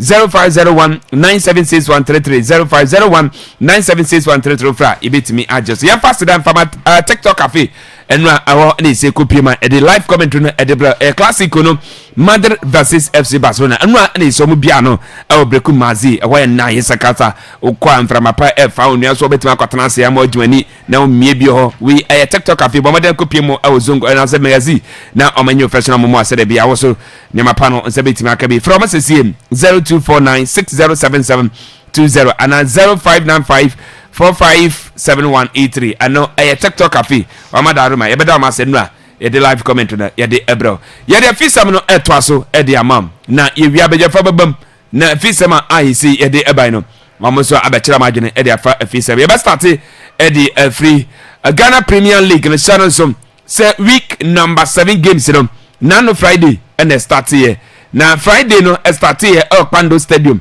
Abrakpando Heart of Lions tinafie na ochi Baseke Holy Stars ehia ne kana makwa akomiensa ama Baseke Holy Stars ekano omantimi antibi entewie no ekowie 3-0 editia Baseke Holy Stars na de chememe na games no reach one games no etwa so na sei ene sei ekowie dama Ediana Stars etinafie dama yikru wose bako ama ese Dreams FC ekano omantimi anti eno games no etwa so na sei ena results no etimi ekosiye Hasefuk ani Gold Stars ebo 2-2 medium etinafie se bako so dro oblas antimi anti Karara eshemienu ama Bechem United kana antimi anti Sasa Samates eshemienu Wawa United kana omantimi anti Nation FC eshemiensa ama Tachema 11 Wonders etimi etikana mienu ana face Yana Apostles ni Blekum Chelsea edepem so ekowie 1-1 enu awanchi Sports Stadium ho ana kense no etimi ekowie na after say yebo week 7 wie no say ana league table no eti awon 7 no ana no pe yede ema mediama already kan omokuta 16 points Dr. Sumienu aye Doma Diana 15 points asra miensa no aye Heart of Lions ekuta 14 and 9 aye Samatet 14 saso na num Hasefo ekuta 13 points ana afiso ensiano bebia ni Gold Star 13 and so Kalala kuta 12 points aso na nwatwe no Yana Apostles ekuta 11 points nkro Asante Kotoko 8 points aso na du Hoho United honestly ekuta 8 points so ana afiso dubako Vision FC ekuta 8 points dumienu Nations FC 8 points dumiensa Swado Obla 6 points aso na Duna Brekum Chelsea 5 points na fiso okay Duna no Bechem United ekuta 5 points aso na Dunum Brekum Chelsea ekuta 5 points na Fedunsia Dreams FC 4 points aso na Dunson 11 Wonders ekuta 2 points na fiso Dunwatwe no Baseke Holy Stars honestly ekuta 2 points I don't say no yade amount enana pay Akwaaba Radio 98.1 na enwa match ekoso Class Sports na Hasefo katenafie na wani babia ni Gold Stars ebo 2-2 no yewie game no we ene nkoma coach nana ya amankwa wani acting head coach head man babia ni Gold Stars wadi atoja branwa wani Hasefo gode kopim so neko wie 2-2. I already told you that our boys are now picking very well, and we know we are going to do well in this game. So no wonder they did well. We know that the second half we changed the strategy, and then we know we can break them when we get the ball. The counter break will be very well for us, and that is why we employ. We know that they are weak in countering, and then we just take our opportunity from there. Now, one of the players you speak highly of is Samuel Atakumi. He got 2 goals here. How important is he to this goal setup? Atakumi now is in form. This is one of the top players now in the season. I think he deserves a lot. He is now working very hard, and we are very grateful for him, and then he did very, very well. Yo, we and then sama coach Nanaya Amankwa wano acting head coach Eddie Emma baby any Gold Stars and come wadi atujano no na shano so sample and has a folks so after say you game no we and then come coach your friend Masidi do the money Eddie etu eja.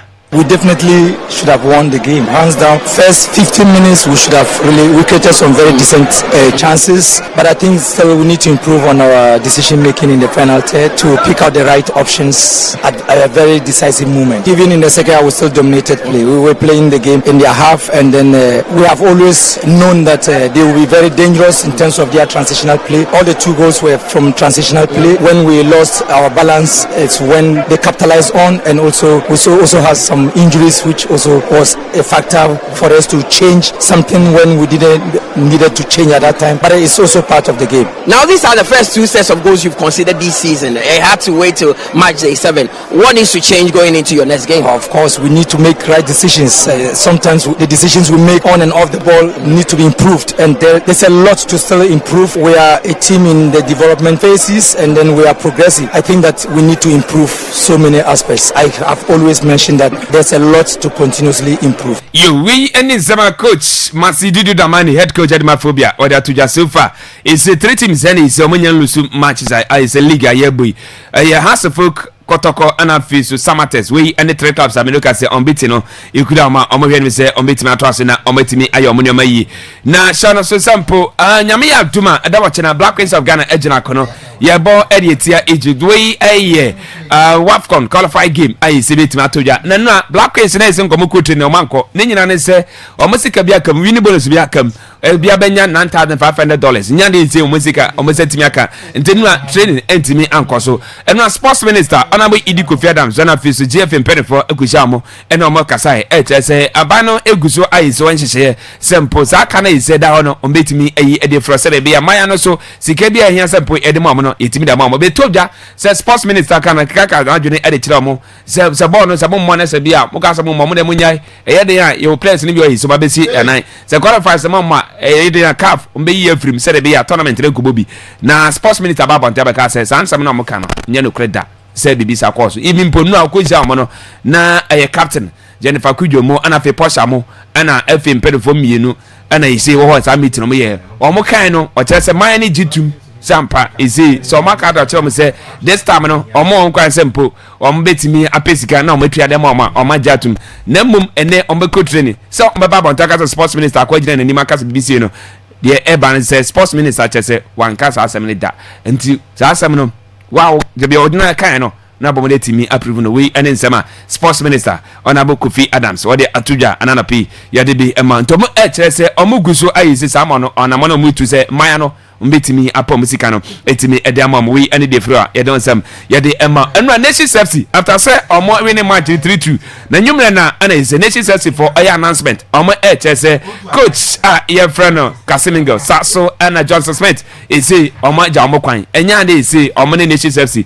betimi ayadwuma bi omo chere se aye mutual apartment we ene say omo timi kwan na omo chere se omo ni comments omo nya interview bia amfa sa comments na se bia post na say omo aye no into omade siwa and coaches mienu say the nation safety eja omo kwan eye Kasimingo o kan say Sasso na Johnson Smith omo enye coach emfama nation safety biom we ene de froba edon sem ye de ema na no komansa sante kotoko okolusu 5-1 no ante ena yise omo posters abrante friend abeta mo is omo tono na manfo bebre na church omadwene de fan no ana former komansa sante kotoko striker Sadiq Adams ache na adwene e de afa say abraso sempo yensa jobo ebi ye betimi ache supporters no kwan fast ye football ne na sefo say scan e de ye ana boy ne su ye hwe no say nya bia no okotoko scan wo je no edudo ba kwaje e wo Benghazi wana into football no be any year to so on to no aton. It's just simple. Let's educate ourselves, especially the journalists. Some of the journalists, let's educate the fans, let them know football is business. Until Akwaaba to an AB crown per any salary it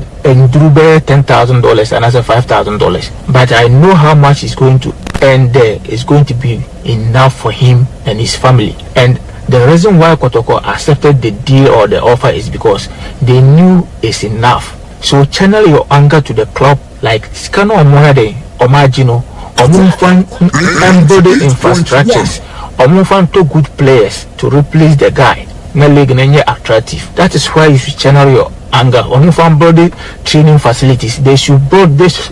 They should do things to develop the league and the club. It's not always about 3 points. No, it's not always about 3 points. You way any day free about you don't seminar none pay. Ya the amount of Akwaaba radio 98.1 I say TV channel say club na referee I French Charles Buru Ekodi Cup Champions League match. Na no MC Oja omo free Algeria. Omo ne club I friend Colombia omo so Cameroon and the pem so na ewie ye no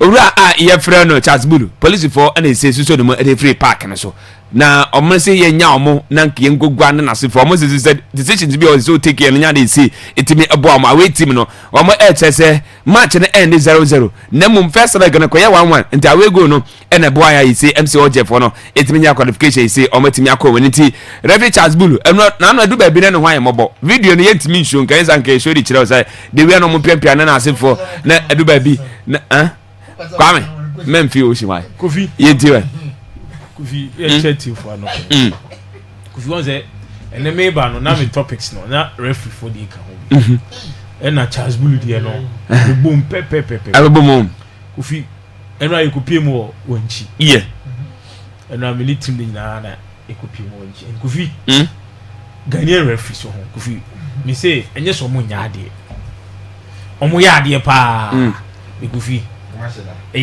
abro omo acheda omo decide say ade no say obi a ade bo timi say we onimie uzo obi onimie de o ya ade ontimi fault ne say but obi onimie a wa hyeda so oye onye ne yie no sana Ghanaian referees ne de ne tie if you know the witness no wanchi no Kofi say ya na league no ye be ko de away points be dey so no so the home club do so complain na me che say home club no complain na away club no so ye dey complain nti we finance Kofi home club away club young apostles complain or complain say o say ala wa dey nsa abe cabo referee nyina mfi meanwhile the linesman referee omunya very close to see now Kofi no dey nsa yibon dey nsa carbon Kofi referee na dey nsa be yibon la obe he o say sign koda pool referee nte nsa carbon Kofi ne omunfa video say game no mu try yeah am go bi nto na o bi dey ebusa no media me can say the only evidence young apostles be to dia ba e be justify the omo can say game no mu try so omo kan omo attach video no to the omo ye den the omo kan okay na ma say me ntwa tietia but could be apart from that Kofi referee dey no Kofi ne referee has me Yakubu yes we dey no game ye bo wanchi referee touchman base okay referee touchman now oh say by say the Omaka said emfa no regions so free touchman but then referees no omo origins omo be omo ye madwuma he no ye na dwuma but na me just say but even with that plan na say omo hu fourth referee so esunyani base fourth referee mama nkwahwe onu so esunyani base so fourth referee yeah David Adani so esunyani base it seems like believe no omo yes on be for referees na free okay by neutral original David omo yes on be for referees no efe be Kofi on the day mega say referee no mode Kofi me personally as me so nkoya dio but Kofi enu ade bond mo no they will for mama yes Kofi die enu ade but Kofi meka say ye mo guys na ba so but enu young apostles tema brekum Chelsea ko no na ye start league no wanchi no bi am pick draw kra ho matches awabo nyina Kofi na wa share the home games ni nyina so enu meka say e du no omo ka so be share 5 and I mean we say kan echo omo under it because was team of the relegation but no Kofi Chelsea catch on surprise ipa and they nya 3 points no on say now you free nya 3 points and 1 point you free baby any be me can dem one say me hwe game I ball baby any na me who some little improvement then with team okay and then the team that trust that performance na kwa and then I called baby when you without Kwesi Badori then Benjamin Abedu nyanko na cast will be 3 yellow cards no mean out of the team but still and we managed to at least bring a point to Brekum so we are preparing our next game against Vision FC Sunday game so we have more boys now about the technical team will be and Kofi and now supporters the Chiko Wenchi yes no mo dey be happy no go Sabas no okay Chiko supporting team no from start to finish you starting game ni ball nyom sa akopim say team ne pick 1 point ye ko baby ani the same supporters san hanka the team na Chiko baby yes ye ko baby ani omo san hanka the team na Chiko baby ani because at least supporters ne chere say niema nko ye kwa na still ano omo ta team na chi so e say team no so ye prove we be church supporters ne say akwantu bebrebe niema ne nye den enye kwa emfa mom so we are showing our supporters ne say we are going to deliver Kofi ye ko he game we are the Chelsea Kasim Gene Johnson Smith. Yeah, Jabe Kwan. For the first time, I like the decision now. This is funny. I saw my pump assistant upon main coach in England. But Kofi, for these two coaches, baby, now Nations coming from say, I own a Mamuja, a Kamano, the Okohas, on the Mamujan, Quine, very much on the Mamujan, Quine. But all my reasons in saying yes, I place with Quine was indiscipline. It was two players now from had to know. So within after soccer, someone can sign your recommendation on replacement. While it name of a PMO Kumasi Nations when you are. But Nations was this Kasem. Yes, I'm just Kasem. It is Kasem that moment to me. And then, and to be sign of place na kudi koto. So if the team is not performing, Kofi you the blame them come coach and say, "What more job players will be quiet." Kofi enye because oja players ne kwan no.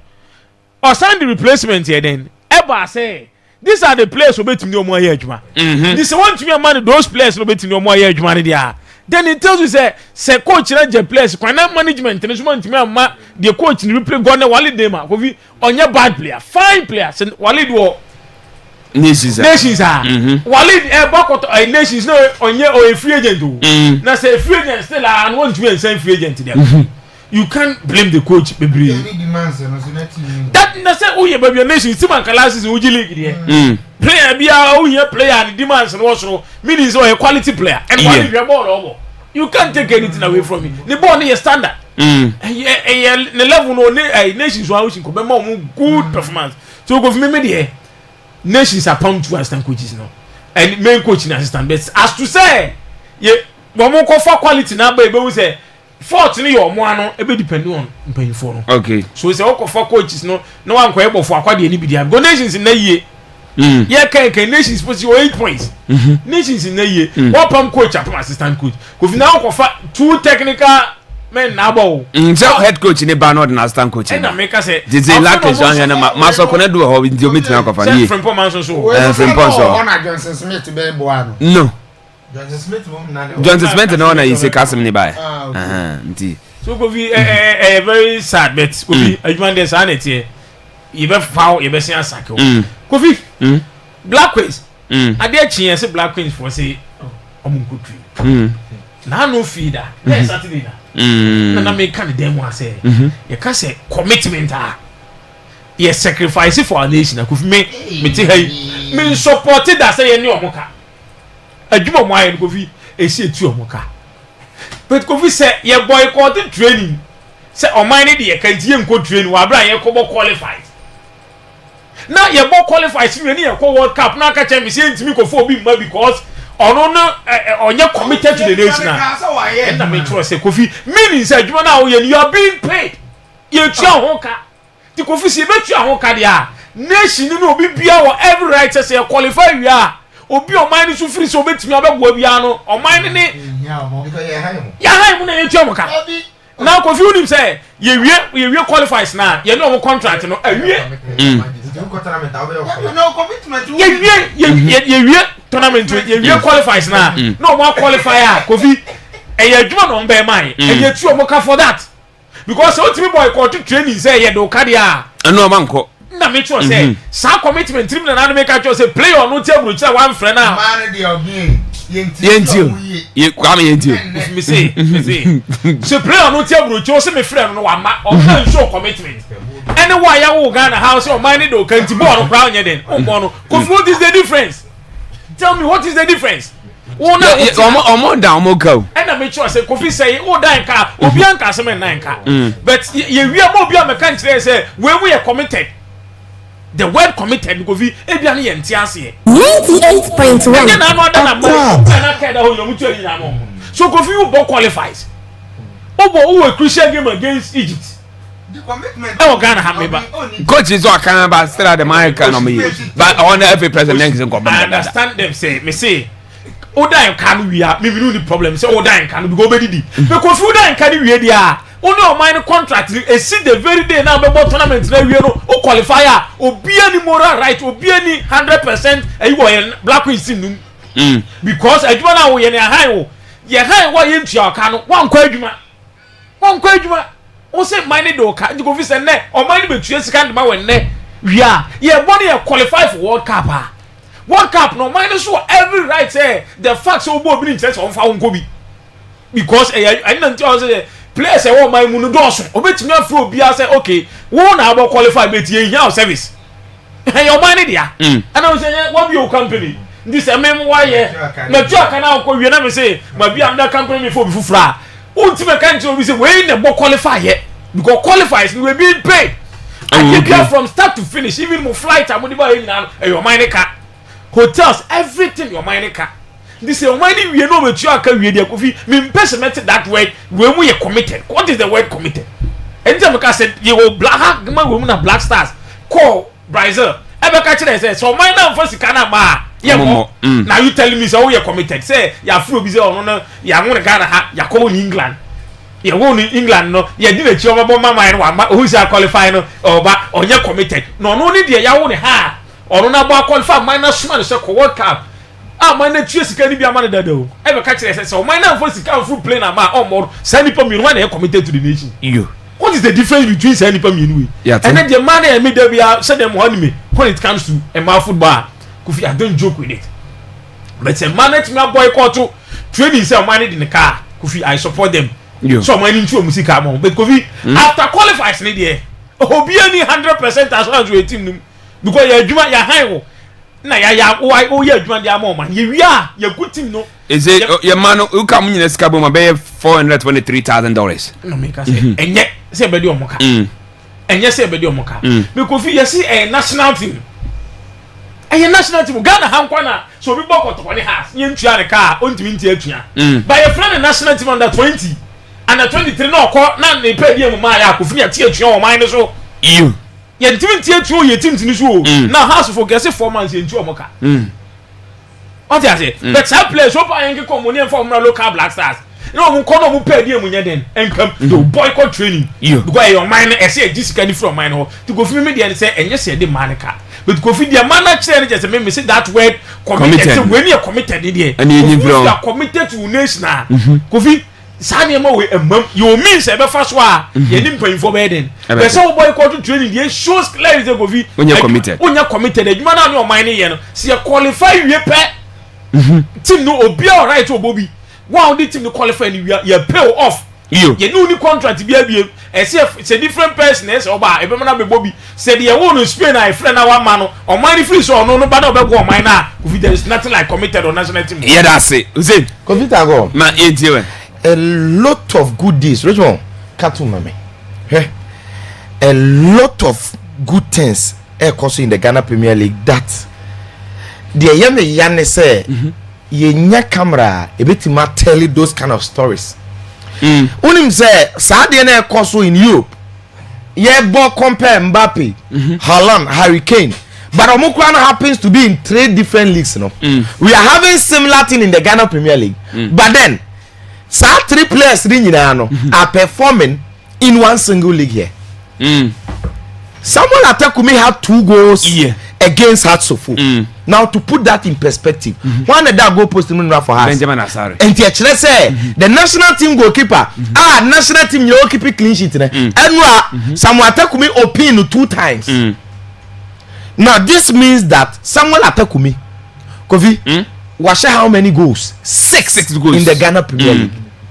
Only after match day 7, he's had 6 goals in the Ghana Premier League. This is a player that last season he had 11 goals for Gold Stars. Of course, from Karela, or Gold Stars in there. Or your talent to be a no be so nimbo, but they've been refining him, and then Omamana added a lot of goals to his play. And then he's become the main figure, the poster boy, the star man leading the attack. Unim said this season, and 2 goals means that Samuel Atakumi has scored in the last 3 games. And it is not against weaker teams. No. One of the top performing teams this season, Lions. He scored against Heart of Lions. Against Brekum Chelsea. He scored. Now, Emra he scored 2 goals. When him say again Beche United this season will show 2 goals. This should tell you about the kind of performance of them. Now, here comes Abet Amu Asem. And now Abet Amu did 2 goals every contest. Nima Meka say nanka kotokofo no betimi a convince ne say World Cup no so perform here at the end of the season no we will project you to make sure so we call World Cup no be it's a promise where does all be guarantee and guarantee these are things you can use to convince the boys and sika ubenya mum breaking nyina da obeti ase because Ali Benghazi won't call World Cup no credit one and the one with the brightest chance apart from goalkeeper Benjamin Asare be a defender be I don't know but for attackers no say Abrante we timinya double numbers timi cross be 15 goals yes o akwanya so betima ko World Cup no we are extending the squad to 30 it will be confirmed later it is confirmed to 30 I just say 4 new slots into the 26 na ko 4 new slots abeka ho and potentially no e be free league ni makoka wan no nko e be ko until now he's heading towards that. Now, you have no side issue. A future thing now with consistency will be me achieve. On the other side, the same league, the attackers that are competing very well aside Samuel Ataku be engineer 26. And or my schoolmate, classmate. Until me nim niye pa. Me hear 20 them say Atawante so crowd because yeah why we are. Oh, until want so crowd. But then another player, Emmanuel Ano. Yes, 5 goals. Yeah, no but Kofi hat trick. Emmanuel Ano is a player that last season yes he had 6 goals in 19 games. But then it was his first season. And if you know him from Beche Media, why I'm starting here from Abdul Karim Emmanuel Ano Media, me am Crawford. So I know them very well. Now for Emmanuel Ano, Obi Onimni Bienim say no a very fine talent at Beche United who played with consistency, functioned very well under this same Kasi Mengele. Nei Omasake no. Yeah. Now Emmanuel Ano has had 5 goals. And the Nei top scorers no. It looks like this season and numbers may improve as in Ghana Premier League will be 13 goals the league. No? Yeah. Goki no. Because so far 6-5-4. Now the 4 Emmanuel Mafo. Yeah. Kofi Emmanuel Mafo no goals na emotion no Kofi Mesiki yenya camera papa to tell the story and can now no go now ball outside against Over United you know and your center who can say center what discredit go no it was far away from even center the deep defensive half and no ball ten with that precision and accuracy and the ball share imagine say our proper cameras to tell these kind of stories and there are a lot of things that are happening in the Ghana Premier League that needs to be thrown light on. And they Mediama 16 points. Atapoku 15A. Adriana Stars 15. And it looks like Nyoma 10 within the quickest of time. So we should give credit to Adriana Stars because Mekato was a season where no Adriana's intent is clear. 5 for the league title. And to almost say against Karela and they are aside the defeat, you know, Kofi Karela so lose you. Now, aside the defeat, you know, coach and then the backroom staff benya issues near there. They've been able to resolve it quickly. And now BNS ran a winning ways far or 1 point behind Mediama. Mediama looks like the main competitor in this year's league. And it is a matter of why when they bet to match challenge Mediama Sporting Club and the BNS Trinity. It is early days, but then the competition is very nice. House of Oak still unbeaten. It is fair. Looking at Enra Omutiminya draw no. Didi Dramani. Let's look to see. Now make us say has a bono mobono. Umbelusu by bedding.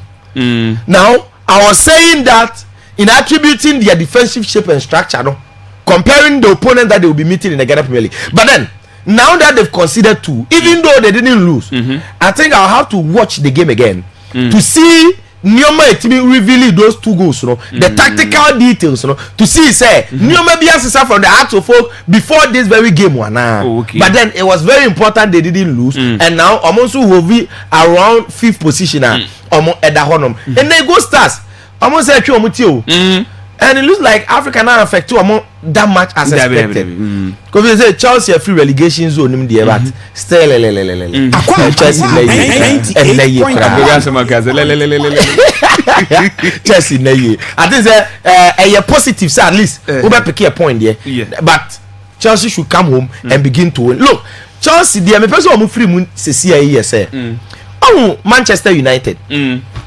Sometimes ultimately lose na lose no ho abefa and the game also win na na bibia kote asim and the man you born no mo born ade ba kwa ma say o mo win pa na say we start say about team dem from biba Emma game be the crowd. What's that to me when I run it? And at this moment, no, Chelsea here 1 win to open that thing, and they will be good to go. Okay. The most important thing about Chelsea, my course of say, so far Chelsea abo has wabo kotoko, wabo Gold Stars, a lot of top teams, and the teams now can say Chelsea here 1 win no simua. Obetimi ya wenia, and this is Ghana Premier League. Obi anko baby, Kofi. A man oh. May share different opinion, even though from baby me know being when it comes to payment structure at the end a different topic for another day. But then dientia adiene ye me yapa no say me share some personal experience with a lot of a man no or ma national duty, national assignment. Akofi ha si etu omoka na o my Ghana aye nipa bonesem say sam man no say bi Kofi o man on respect e ma sebi abubuafo enkwada saa o man no usi atwetwe again say o share masa covid ho memfini yango say o share this country are you able to pay a single player $100,000 this country that is able to budget around $7 million for playing qualified matches. Not even one player appearance fee. Now the mechanic was qualifying for the World Cup. You can play a BSC Kabuma. Benjamin Asare nkwa $10,000 $50,000. Mewa. And the one player bet manage $80,000 yeah. Etibiti money in Anka. And we've decided say and you see any skill yentria. Huh? Minimum ma o ma complain ya ma me personally say. Omo nsem de ma ne kan ye de ne say. Media na attention ni omo ho too much. Enti wa wo be voice out no say you free team ni mu a. No. Ye mfra wo biem obi aso ni obeka bia ma. Enti kan ba e hye wo ho. Ndi nkura ne bebre wa bot tournament ama national team pa ba hu na obre. E ma no. And mentiase da. Say in a country that a man who taxpayers money count, you know, you can hear your mind. And the ancestors so mine of fama and members of Munkoya Juma. No, mine not pure mocha, but mine not from mass of Munkoya Juma or mine is entry. Apart from football, he never to Messi. Say, Van say, government Tibetriaka, or say a teacher for my pure mema, mad and the Mintria. And this are now the member national team. No, tria, a man the in this case, can a man the Anusa. Because I said, dear, we are a man, nor a hat or jet team. No, Mebwa, they claim Jania, a buy, Effie, and as a minister, or on a claim piano. No, how you catch up say Jumanana or ye do baby. Or this woman for man account, no so that piano or for onje. Go on to me, did me. No, I don't quiet, Jumano. Almost. And the time almost sake no, eh, or quiet. I came last by. I realize that I'm more not unim, a man sabi. Yes, or omunim do amuyo. They know. So Makwa call Rene against Egypt. Now this is the only time people will pay attention. And I can't yet this year 2024 promise a basse mubetria she sika bandia be league nim still yentimin tria manaka and then sponsorship ya je we fe hone national teams still been to be why am I yentria marker unim say man football is one of the ventures that gets support from foreign investors and the FA for no discover still yentria manaka now omunim say we omoyi omati bibi mate kofi so nkran TBB pa omonye da Samuel but TBB say scan there you writing off and this one need as well forget it now these girls ube komu no say $10,000 kura kofi $10,000 $1 billion obabesi kuta $1 billion Elantra say yo mate omati bibi e na omo demonstrate I think say Ghana mo na say pay attention yire mpanimfo no mo de man sika mo omo ye be yire omo ntia da se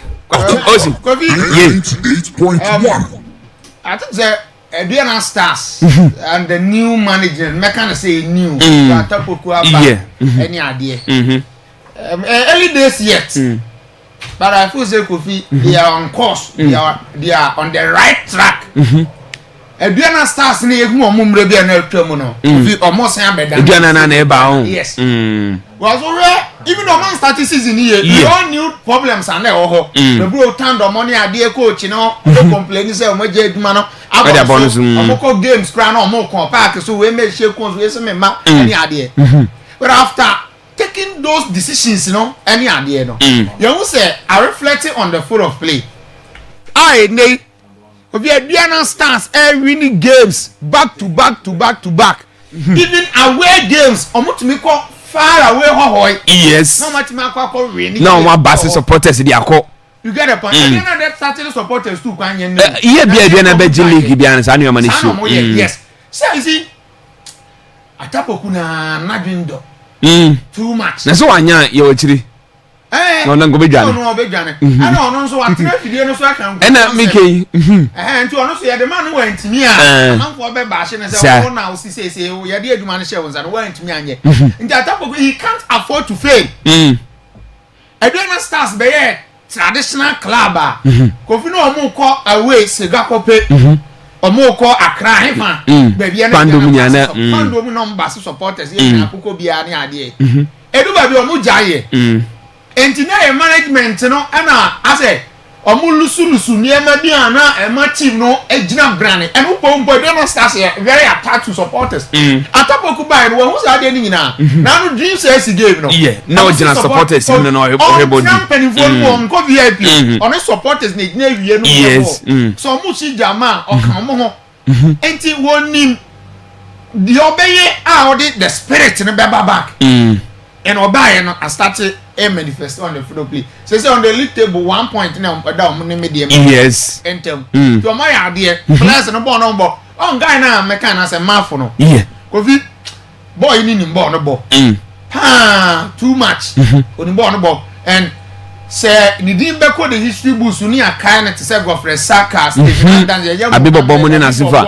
Any idea ayi manu akon le gumu a also dey na ye history league no so tin dey na je a bia be koyi and eduwa bi so Kofi I'm not too surprised about what they are doing we say o getting back Ghana sika bampa Diana yes they say na coaching no mu biem say mine no be kala ni no and finance bibia they say why standing in one crowd to the entire community yes na no school for be yes so check 1,000 over 1,000 mattress nti e tire say Kofi sika ba team no mu a abo ama ne niema de ekoyi rekun Chelsea ne Young Apostles ebo 1-1 na Young Apostles mu yan lusu match yana omalusu after first game no omalusu ye no yeah omalusu match omunyam lusu match bi omu home ho no Kofi omu share dem pa ho eji match e bekun Chelsea e ko no na no kure ni na me ni gidi especially form na Chelsea woman enye ni ade no but Chelsea etime manage akọ pick a point which is very positive. Okay. Chelsea na share first goal. Yeah, through Abante Magnusu. Go to the Facebook. Yes. Time na ye commentary nya information Chelsea taking lead. And so we Chelsea na Kofi one start season ni ade a. You just need one game. No that can be. Yes. Say na be a would be nya confidence. Say niema be than you 10 things around ni ade. There see one dey nya ade bi anka Kofi make credit Chelsea be but ade ba ko a ama me bo Chelsea abaso kakra ne say amoko game without their best performing player. Yes, Solutu Badore ne Chelsea team on e bobo pa. One Michael Ewua. Yeah. Amu bobo pa. Ana ne so. Ana so bo ni ade a omo but just dey do ba dia o twa na ntwe.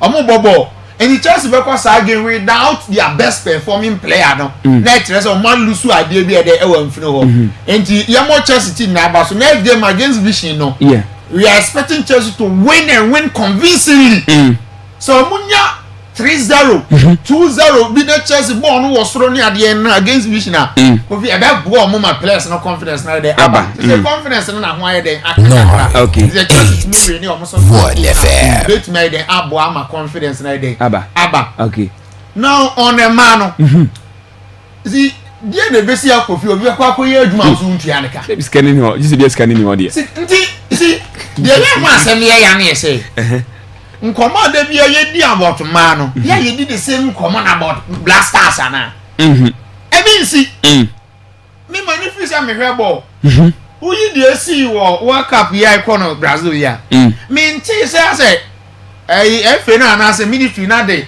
blasters for Cup iye ze aswa na akwakoye problem ne twema me ntwene ade kofi ball na money ball no enye ordinary o dabi omo de ti oman nanim dan mema no hwe ye ko Morocco na e chana na ye Morocco dabi ne Wafcon hwe ball amai ko boy time ye ko competition yes san coach nora out ko ya last buy ye doubtful last ni ade but omo ko do tournament na ko to so miensa ye ni bola there is bodu amoni estere nya me che money ye Jennifer Kujomo Posha Boache na fi yes Broni on su fi ba ye Chantel bola omo boy ye ti oman nanim kofi oman na se akwa we Egypt e ko so mo 3 ne ye 3-0 aye baba return leg ochino enti so omo kobo no omo nya results why now be blame no ye ko game one coffee we need positive vibe we need positive news about mano eni kwase sa nkomo we bi cry dey ebemu I say which is very sad everywhere mano coffee senka member ko na be dey omo kai nya sen mano go ye ni ma bon na fam na de bia negative news de bia ye beti mano omo de manika ntu abubo no susu mamo ye nye sen fam omo which is very bad. Okay. I was immediately mutu anamon. Yo. Na see ochena na match na ba so. Na dey to omo yes ade na say. Omo dey say at this moment. Eno omo betimi out. Enya de omo pe. Yeah. You get the point. Say omo nye na say drop pound say kukuru. No. You say be next year. What did the panic from last year? Every mo abedu this year. Kofi this year nya bosumi du mu ani. Enti ye we no. Say ya we no omo we qualifies no omo boy. Omo we qualifies na. Very soon yes the following year yeah na tournament no you get the point e ba san so a mo team no okay Kofi animoni mu ye me say by the close of the day na team bi afa ho omuntu amani sika mama omo no ko lu so am be blame omo ya te da se papa mama nchia Auntie Mary e was Central Market ro oni tela Frankie and Auntie Mary ni kunu ma nchia mo na no piece mo fa kwa ba radio Mfeni agro e was Central Market ro chacha mu nyina 0242020208 0242020208 0207573003 kakrebi na apeje mo e the fridge media say good morning. Hello, good morning. Okay, on so on kasa. Good morning. Okay, on the same thing na so yemfa obi ana ento aso. Hello, good morning. Okay, yo. Yemfa obi o ha na yem phone na I can. Good morning. Yeah, good morning. Yes sir. Mike ain't you? Sure, na sir. I ta go mbese mbito mo kache ai kizitu mama ai so ai kwa ko coach no. Yana kasi coach yesele obi sen mi no. Abo tie mi. Ye tie kasa kwa yenko. O kan wetie, oni ana yabusa no sisi. Why? Ye da se. Kasi say yesele mi to oja lu ga no. Iyo, ye da se. Esomonte na bibia makode. Oh, ko kasi asun yenko a. Na Amelia so, adon biti salon. Wa fa du fie ni chope. Amelia na ho ya pa ojo pa. Iyo, ma yentiwe. Nara ya bon abaso comment na no edin. Bon abaso pa. Na do me ko ho. Ozi? Do me ko ho. Ya do ba ko TikTok afi ya do ba ko. Oh nice, oh come up. Kumi mo madu abaso nara omona ma mi di ni yi kakra. Na ne che ko yi di. Na ro ko na you too much. Ya bo madu abaso. Na o ti se na ja. Madam teacher mi kakra. Yes, that's possible. Hello, good morning. Hello. Okay, on the internet. Good morning. Hello. Hello, Kofi. Simple you. Yo, Kofi, customer me na picture. My boy, Kofi. Akwaaba. 98.1. You. Yeah, that's it. Good morning. Hello. Okay, on rent me so 0242020208 and 0207573003. Good morning. Good morning. Morning. Yes, sir. How are you? Better than you. Danny from Zatre.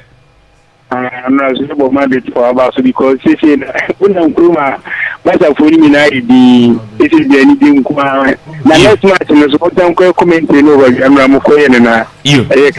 Yeah, that's it. Good morning. Hello. Hello, good morning. Yes, sir. Nana, I'm trying to you. Edamasine ajumapa mu edwa bonomai. Kago. Nana. Aya yesi man too much. Emanu amubolo kwa ye makomantri ema yentie bi. Babeto hotika esa mudima omo mo se mo fa ma omo. Samati eni manka blasta nyena no ya omo oyi kakra ya omo ye ya nka ye ni munyamo. Na mo sisi omo adan omo nyenipa. Mo kan ni mo ka omo tie. Na ngi se mbrekum na bidu. Yeah, that's it. Yeah, that's it. What can you mate? Nana, I feel for no money type and impeding. Hello, good morning. Good morning, good yes, they can't have your mate. Yes, sir. We are now both here. So is that your back there? Is it human thing? Okay, Chile, I hate you. No, this is the track of I thought me to see the first minute. Oh, Kwampo Kuni, you don't know who. Now, those is outside book on video. Kabashevi, what they want to go to Bashevi. See, anybody out of Bishop, you don't want it, relegation zone. Oh, I took it for 1 year. Once another was on contract, when you put you. I don't know by the other as a former striker, and can answer this can I don't know. Who too simple for now the first also the same mind. Okay. It's we see no. Only means that you should good make a cracker. So no for many of us will be a good movie. The song with the only king and the new you that. Yeah, that's it. I am familiar and Copa by this and Corner you can bet was. Good morning. Good morning, Tago. Emmanuel Tiwe. But I'm where Boko. Crucial fair we need to what we are. You're determined for my Ebrenas, you gave your family. Tago. Ye. Kotoko. Timwa. Sa Yomo Timunia Pantimani was a 5-1. Kotoko. Only 5-1 pitch. 5-1 I say dear. You can't see a leading in here. Now ball. Yes, 5. One man who one or striker. And said, oh, that time the Uti. Then Tia is a Kotokoton Bengazin and it's a better money as a Libya for transfer window, never cruise that dinner not Juna. Now, Branches is scan on the Abano Kotoko here, Omojis can a bebuamo, and a babu Branches. Eh? And that's one of the Saguno. Oh, Monsieur. That's because we're now 2 4 you when more market. Don't find a market. You, Mati. Cruiser, into a yacht of credit, into Cruiser. Ye. Right, okay, advantage at more. Oh, Tagon, more credit banner. You do it. Tagon, ye. I'm one. I would discover. I'm going to be TV. Nothing of 1 billion.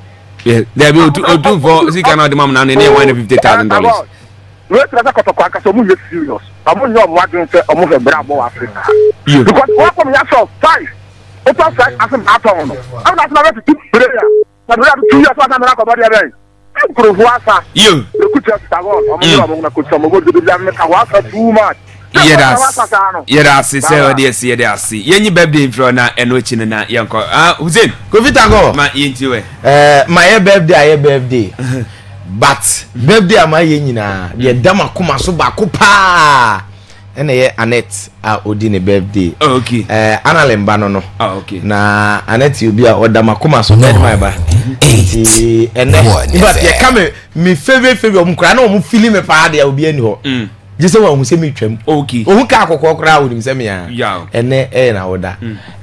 Nti se Nyankopon say onto ne nkwanam onye ne kese o mani nyini me pa nyinipa o mie na adwenem na o mani nyenhyira. Happy birthday Sonko and confirm no. Happy birthday to you. Happy birthday to you. Happy birthday dear. Happy birthday to you. Okay, yo, you went to employ your pro and Shaddai, Ofori, a chan, Oko school, oh, you man Baptist, and then a woda or Nesri to be. Oh, papa, Koli, Yanin Nefi, and I feel so, mammy, Connie, and we Collins in a face of comfort. But no, and then almost same Akwaaba radio so now you so happy birthday and Shaddai Ofori a chair happy birthday and quite from Opapa and I feel so mammy Koli and I feel so Connie and I want Casa Obra and I feel so fearful you now say you Akwaaba radio so and you so happy birthday yes let's young couple and more no more content no more one the nini the bear call a passer the beer so a bit me and ya also fast until Shaddai Ofori a chair happy birthday and quite and happy birthday to you. Happy birthday to you. Happy birthday dear. Happy birthday to you. Yo, and the see your call upness a DJ Jovia. What the name at once, so Shannon so don't be nuba Akwaaba you are some Casabono, Babo welcome na Oswati the air. But yet, Church will be Ananopi, Yancha Pastor Felesco, Pastor, good morning. Ananopi, when you are body from my Jimo Don Vete, your chance as so for Akwaaba. So far, you man could venture that good morning. Anana P, Yanchana P, and P. So, Master Kujo, repair TV on Capital Pay, pen drive, or cross station, a Jacha Munina, and a P pass, Mutia Master Kujo, and a fee. So, Yanchacha Munina. David, yes, Dalimbo Jich, Ununia Francis, Ma Yanchachamo, said the piano, Mofa Akwaaba radio, and Fe, and Yagro, Yachao, and Mr. Ansu. Munyana ye chachamu and anopi obi bia wotie show ni bia no good morning and confirm happiness was it Brano oyede